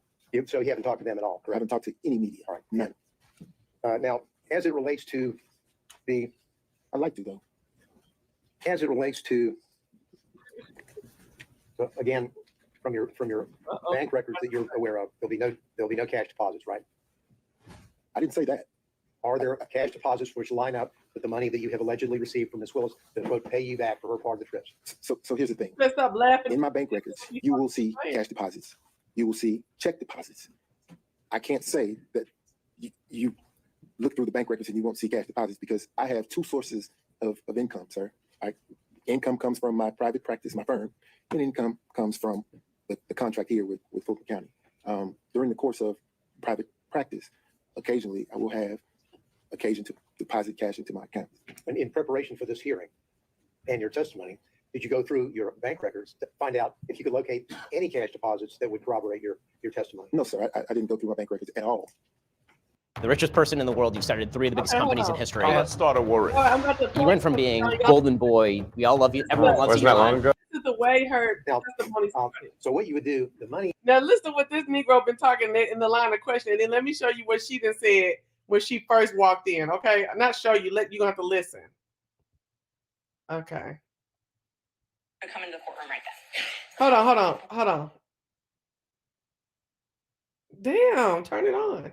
I'm on trial These people are on trial. Okay, for trying listen to steal this. An election in 2020. Willis, how did you know to come into the courtroom right then? There were people I was pacing in my office. Okay. And I heard someone yell, his testimony is done. It only made sense to me that I would be your next witness. And I've been very anxious to have this conversation with you today. So I ran to the courtroom. So as soon as you heard that Mr. Wade was done testifying, that's when you just assumed you would be the next witness? It only makes sense. Did you listen to any of the testimony? I've been in my office pacing, ma'am. Did you listen to any of the arguments? I did hear the arguments this morning. It's ridiculous to me that you lied on Monday, and yet here we still are. And I did listen to that argument. All right, so that was it, just the argument, no testimony. Right, I listened to the argument this morning where Adam Abadi, I thought, did an excellent job pointing out how dishonest you were with the court on Monday. And I'm actually surprised that the hearing continued, but since it did, here I am. Great. So let's just talk about what you did in preparation for today. Did you meet with Mr. Wade at all? Once the motion was filed, did you meet with Mr. Wade and talk to him about the motion that I filed to disqualify you? On January, his first January motion? Yes. I don't know if you could say talked about. I probably had some choice words about some of the things that you said that were dishonest within this motion. So I don't know that it was a conversation. As you know, Mr. Wade is a Southern gentleman. Me, not so much. Okay, but my question was, did you have a conversation with him? I didn't have a substantive conversation. You did not? I read this motion, skimmed it more up, so, and I probably said some choice things to him about some of the lies they were told. Okay. Baby, she said she was walking around in her office. Girl, you a goddamn lie. You know you was watching that shit. You were watching that shit and came down there in a huff, baby. They said, how'd you get? We didn't even call you. How you get down here? Well, it only makes sense that I'll be next. wait. Why somebody in the comments said, I heard you was looking for me. Here I go. Woo, ooh, ooh, sister. Oh yeah, honey, she was not liking that. Talking about y'all was traipsing to the ATM and asking, saying she was destitute. She said, "Oh hell no, bitch, I'm coming through." That you received, of course, the money that you received from your work for Fulton County, that's public funds, correct? No, sir, it's private funds. It's my Public funds pay you to do work for Fulton County, correct? Tell me what the definition of a public fund is. A public fund would be funds, as in not fund, but funds, money. Public money, as in money from taxpayers, either in Fulton County or the state of Georgia, pay you to do the work that you're doing here in this case, yes or no? One or the other, I'm certain. You know which one? The case. I don't know which one, no, sir. Now, you would take those public funds, and those public funds were then used, deposited in your account, and they were then used to pay on the credit cards for the trips that you would take with Ms. Willis, correct? I object to the question insofar as the characterization of public funds. The witness didn't testify to that. I don't believe there's been any evidence to that. Once it's paid to Mr. Wade, it's private funds. Well, the point of it is that you got money. Mr. Gillens, rephrasing. Yeah, let's break it down. You got money from Fulton County for the work that you do here, right? Yes, sir. You would send in invoices, and they would pay you money, correct? Yes, sir. Those money, that were private money, that money was money from either the citizens of Fulton County or from the state of Georgia, correct? That's what I mean by public funds. Agreed? But I guess I'm having trouble with the notion that the citizens of Fulton County have paid me any funds. I'm not certain the funding source. I can tell you that either the state of Georgia or Fulton County has written me a check. So that would be, those two entities are public entities, correct? Yes. That would be public funds, right? Right? Yeah. Yes. And those public funds are from the same source that you would then use to pay out on your expenses for the trips that you took Ms. Willis on, correct? No, sir. As I testified to moments ago, I have income coming in from my law firm. I also have income coming in from the funds that we're here discussing now from either the state of Georgia or Fulton County and or both. I'm not certain what it is. So to say Sorry, that, I didn't mean to cut you off. Go ahead. So to say that I'm paying a credit card statement with funds coming from Fulton County or the state of Georgia would not be an accurate statement because the funds could very well come from my private practice. What percentage of your income in 2022 came from money where you're working on this case or from your partners working for the Fulton County office? In 2022, I would say 50-50. You think 50-50 in 2022? Yes, sir. What about 2023? Probably 60-40. 60-40. Yes, sir. So the money that would be in those accounts, at least 60% of those, in your view, would be public funds, that those monies were then used to pay for the expenses that you had incurred for the trips that you took Miss Willis on, the cruises, the Napa Valleys, the Bahamas, correct? Right? Yes. This is the quickest way to clear out stuck poop. Fiber helps you poop, right? Nope. What about drinking lots of water? Well, that's it. I don't really want to keep watching all this, but it was quite the day for Miss Fani Willis and her. Defense exhibit number 14 contains several items that did not come apparently from Fulton County, and I'm standing next to Ms. Merchant to show them. So earlier in the week, she had motioned to disqualify this trial. Like, this trial is stupid. You know what I'm saying? So on whatever grounds, and she pointed out things that she felt like the defense attorneys for the Trump people were lying about. But this judge, who they say is on her side, is still saying, no, I want to hear what's going on. I still want to make the decision. So that's what she said. She's not sure why they were still there, but here they are. Because she tried to get rid of it. Okay, let's just let you come out.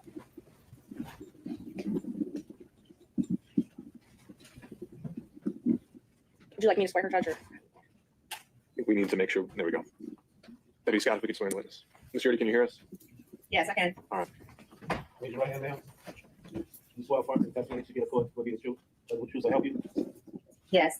Would you please state and spell your full name for the court? Robin Latrice Yurdy. Thank you, Ms. Yurdy. Thank you for being here. Can you tell the judge when you first met Miss Willis? In college. Okay. So probably 90 or 91. Okay. And have you been friends since 1990 or 91? Yes. Okay. When was the last time you spoke with Miss Willis? They did some shit. March of 2022. Okay. From 1991-ish till 2022, were you what you would consider good friends with Miss Willis? Yes. Okay. And did you all share personal information regularly? Yes. And did you even come and work with her at the DA's office? Yes. And when she needed a place to stay, did you let her stay at your apartment? Yes. It was a condo, right? Condo, yes. Okay. Do you remember approximately when she moved into your condo? It was April of 2021. Okay, great. And this lady on the condo. You know that Miss Willis and Miss Wade met at a conference in October of 2019? I'm going to object to that, Your Honor, without a foundation for how this witness would know that. If Ms. Merchant can establish she has personal information of that, then certainly that's something the witness can testify to. But if it's she heard Understood, it Ms. Cross. All right, Ms. Merchant, if you could lay the foundation. Do you have information that Miss Willis and Mr. Wade met in October of 2019? I'm going to renew my objection, Your Honor. Information is not sourced to personal information. If the question can be rephrased, then that may address my concern. So Judge, I just want to make sure that I understand. So they've objected to me calling Willis and Wade. It's just a matter of foundation. If you can just rephrase. Do you have knowledge of when Willis and Wade met? I'm going to object again. Personal knowledge. Overruled. Here's one thing you need to do before you buy anything online. Don't spend another dime on Amazon until you. Thank you. Do you have personal knowledge of when Willis and Wade met? Yes. She told me that they met at a conference. I don't know what. Okay. I'm going to renew my objection, Your Honor. Clearly, this is not firsthand information from this witness. It's hearsay that was. But you said she told me. Yes, it's statement against interest, Judge. If Miss Willis. Just pause. I'm sorry. Okay, Ms. Yes. Cross. The representation of the witness, the testimony of the witness was that Ms. Willis, District Attorney Willis, had a conversation with her. There is no statement against interest. District Attorney Willis is not a party opponent in this case. The information that the witness has testified to came from Ms. Willis, and we have a hearsay objection to that. Why wouldn't she be considered a party opponent in this context? She is a representative of the state, Your Honor. This isn't private litigation or civil litigation. Obviously, the courts are aware this is, Ms. Willis is not on trial. Ms. Willis is not a party to the litigation outside her obligation to pursue criminal charges for the state. Ms. Merchant, I guess it's evolved into a hearsay objection. Yes, Judge, and we plan on calling Ms. Willis to the stand. She's under subpoena, so hearsay will be cured. If there is a hearsay objection as far as that issue. But we do still think that it's a statement against interest. Ms. Willis has filed a document that states that they met at this municipal court conference. So Your Honor, I think maybe I can streamline a little bit. State will stipulate that District Attorney Willis and Mr. Wade met in October 2019 at the judicial conference that we've been talking about. There's no reason to get it secondhand from this witness. Well, that's true. All right, you accept the stipulation, Ms. Merchant? yes. Am I permitted then to ask questions about that since it's now not hearsay? If it's just to a stipulation, if it's just to that basic fact, I don't think we need a question, but if there's a follow-up that you think is admissible, go for it. Ms. Yeardy, this is Yeardy. You have personal knowledge that Ms. Willis and Mr. Wade began their romantic relationship soon after this time that they met at the municipal court. I'm going to object to that question. That It's the certainly same is a thing. leading question. No foundation has been laid for how this witness would have personal knowledge of that. And until that's happened, the state objects. Judge, I think you can do a yes or no and then follow up with how she knows it. thank you. Do you know if Ms. Willis and Mr. Wade started dating in October of 2019?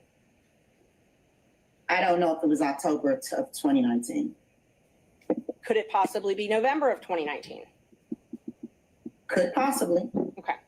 And when we spoke, you said it was shortly after the municipal court conference, though, correct? Yes. Okay. So you know that their relationship, their personal relationship, began shortly after this municipal court conference. Yes. And when I say personal, romantic. I just want to make sure we don't get in an argument over what personal and romantic is later. When I ask you personal, do you take that to mean romantic? And you do. Yes. Okay. And do you understand it that their relationship began in 2019 and continued until the last time you spoke with her? Yes.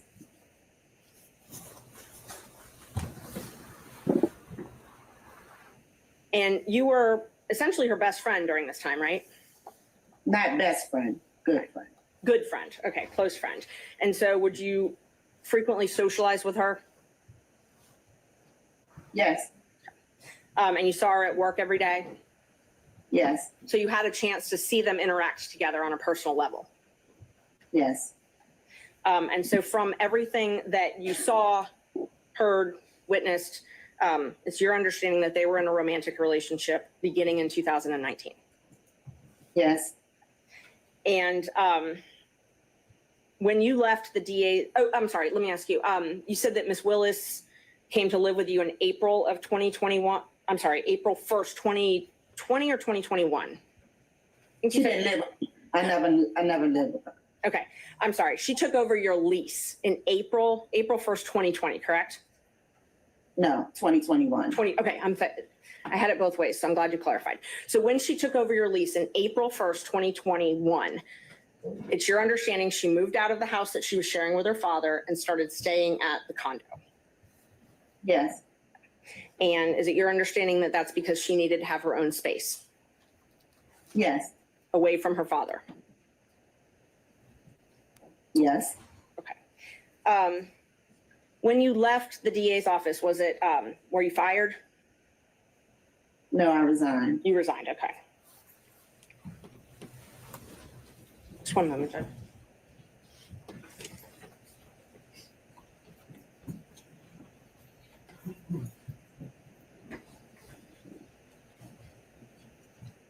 Can you tell us why you resigned the DA's office?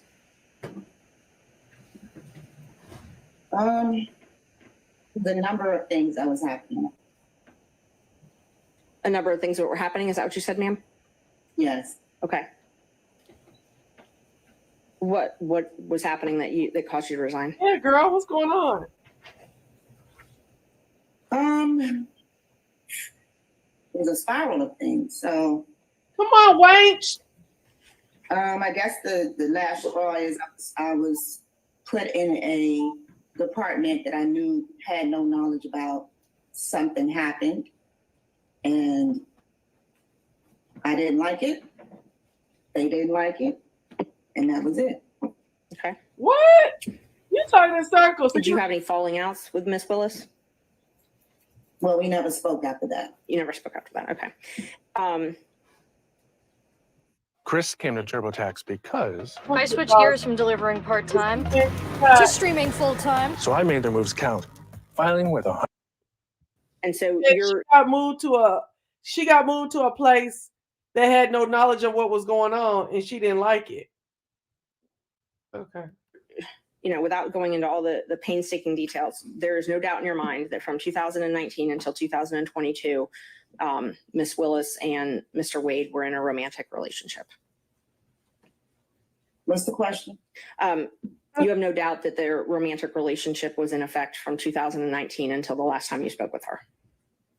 No doubt. Okay. And that's based on your personal observations and speaking with them and seeing them together and things like that. Yes. Okay. No other questions. Thank you. The other folks may have some questions for you, Ms. Yurdi. Stay down. You want me to go to the? If it's more than a couple questions, then sure. But if not, It's only a couple questions. Okay. I think. Can the court reporter hear me okay? Ma'am, let me be very specific. Did you talk with Miss Willis about her romantic relationship with Mr. Wade? Yes. Did Miss Willis tell you on more than one occasion that she was engaged in a romantic relationship with Mr. Wade prior to you leaving the district attorney's office? Did she tell me or did I observe? I'm straight right now with the tell me. Yes. Did she tell you that in the year of 2020?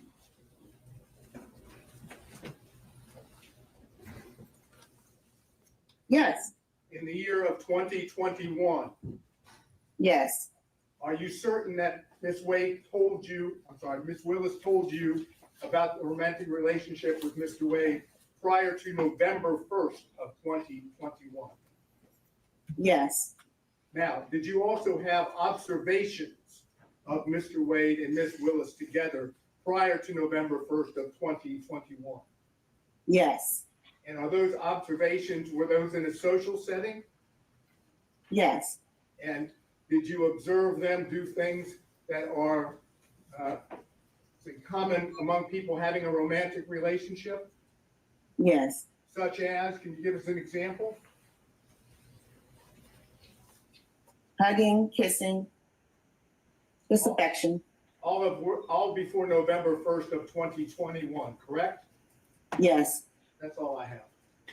Mr. Stocks.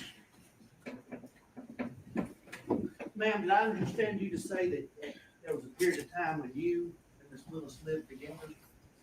No. Mr. Durham. No, nothing from me, Your Honor. Mr. McDougall. Nothing, Your Honor. Mr. Rice. Good morning, Ms. Yurdi. Were you aware in 2021 of any trips, social trips that Ms. Willis and Mr. Wade took together? No. Are you aware of any social trips that Ms. Willis and Mr. Wade took together in 2022? No. And are you aware of them in 2020 or 2021 spending the evening together overnight? No. Mr. Gillen. No question. Mr. McCullough. And Mr. Cromwell. No questions, Your Honor. Ms. Cross. I do have some questions. Thank you, Your Honor. Ms. Yurdi, we haven't met before. Is that correct? Correct. You're able to see and hear me okay? Yes. All right. Hey. I want to start with a couple things. Now, I think you've made it clear that you never lived, and we'll call it the South Fulton address, the South Fulton condo that you were leasing. You never lived at that address with the District Attorney Willis, correct? Correct. And never at any time? Never. All right. You never observed or have any information about District Attorney Wade and District Attorney Willis and Nathan Wade living together, correct? Correct. You don't have any information about that? No, I don't. Anybody said that Okay, that's why she was trying to make sure she knew straight up, like, look, we ain't never lived there, so she can't testify nothing like that. information was sourced to you, then that's incorrect. That's incorrect. Did District Attorney Willis pay rent at that establishment, at that condo while she lived there and you were living elsewhere? Yes. Who paid the rent? She didn't. Nathan Wade ever pay the rent? No. And you never told anyone otherwise? I didn't hear your answer there, Ms. Yerdy. Did you ever tell anyone otherwise? No. All right. So let's talk for a second about your time at the district attorney's office. You were disciplined several times in the district attorney's office during your employment there, correct? No. You weren't written up ever for poor performance, Ms. Yerdy. Once, not several. One time you were written up for poor performance. Were you counseled several times about your performance in the district attorney's office that was subpar? No. Did the district attorney tell you that your performance was insufficient and that you were going to be fired? No. That never happened. No. Maybe when we went at the end. What's the question? The question, Ms. Yerdy, was did the district attorney ever counsel you on your poor performance in the district attorney's office prior and inform you that you were going to be fired?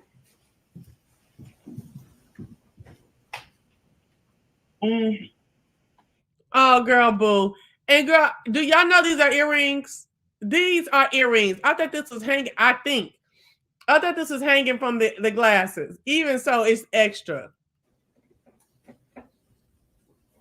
I don't really know how to answer that. Oh, they're hanging from the glasses. Never mind. I don't really know how to answer that. I mean, the situation happened. That wasn't my fault. And I either was going to resign or be let go. So. You understood that that was the situation. You could resign or you could be let go. Correct. Yes. You were not welcome to stay. No. Why are you not investing in tax liens? No, seriously.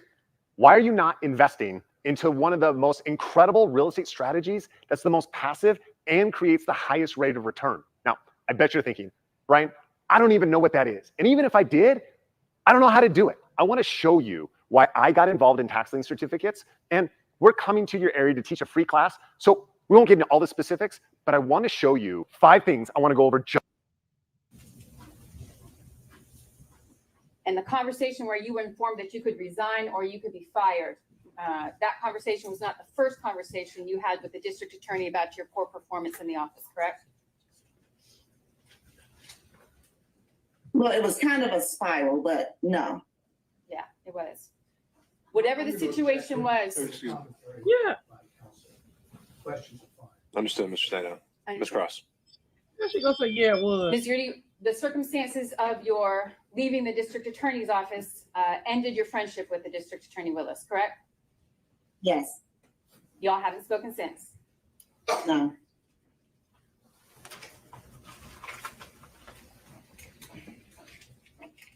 All right, I want to talk about the representations that you made here this morning, Ms. Yurdy, about any relationship between District Attorney Willis and Mr. Wade.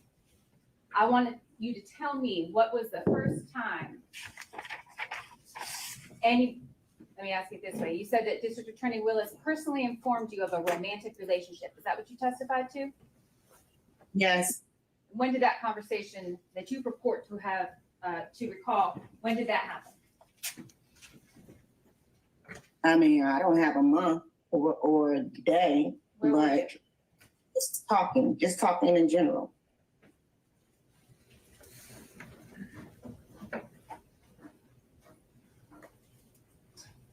Your Honor, we'd like to keep this witness under subpoena, but that's all the questions I have right now. All right, thank you, Ms. Cross. Recross then. I mean, redirect, sorry. All right, on those points only. Yes, just those points.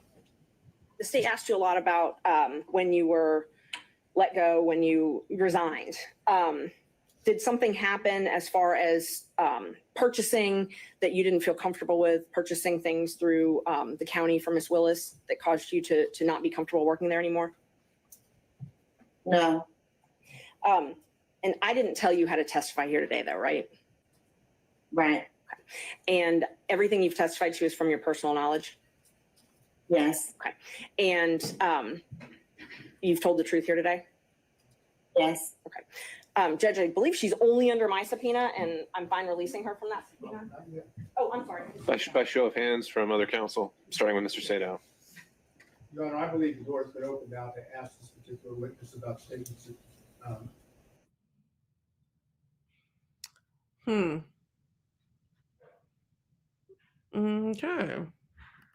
Have a pay transparency plan, but don't know Well, you can go listen to the rest of her testimony. I'm sure she had more to say. They did more questioning than that, but y'all, that's what we dealing with old Fani. We're going to see what she come back tomorrow with. Okay. I think she did all right. I think she did all right. I think this evidence we're going to have to see. Well, maybe we don't get to see it. Maybe only the judge gets to see it. We're just going to have to run this one out, y'all. We are really just going to have to run this one all the way out before we can, we can speculate, but right now, without seeing all this stuff they say they got for the record and all that, I'm throwing it out if I was the judge. But, like I said, they got that stuff to where only he can look at it and review it. So that's what we're going to do. All right, y'all. I'll talk to y'all later. Thank y'all for hanging in and us getting some real news and some real conversation going on here. I'll talk to y'all later. Bye. Oh, she did. That was the end of her testimony. That lady right there. That was whack. I know. That was not it. It's that lady right there. And when she said, "Oh man, this is a waste. This is a show enough stone cold mother effing waste." Wow. All right, y'all. I'm gonna holler back.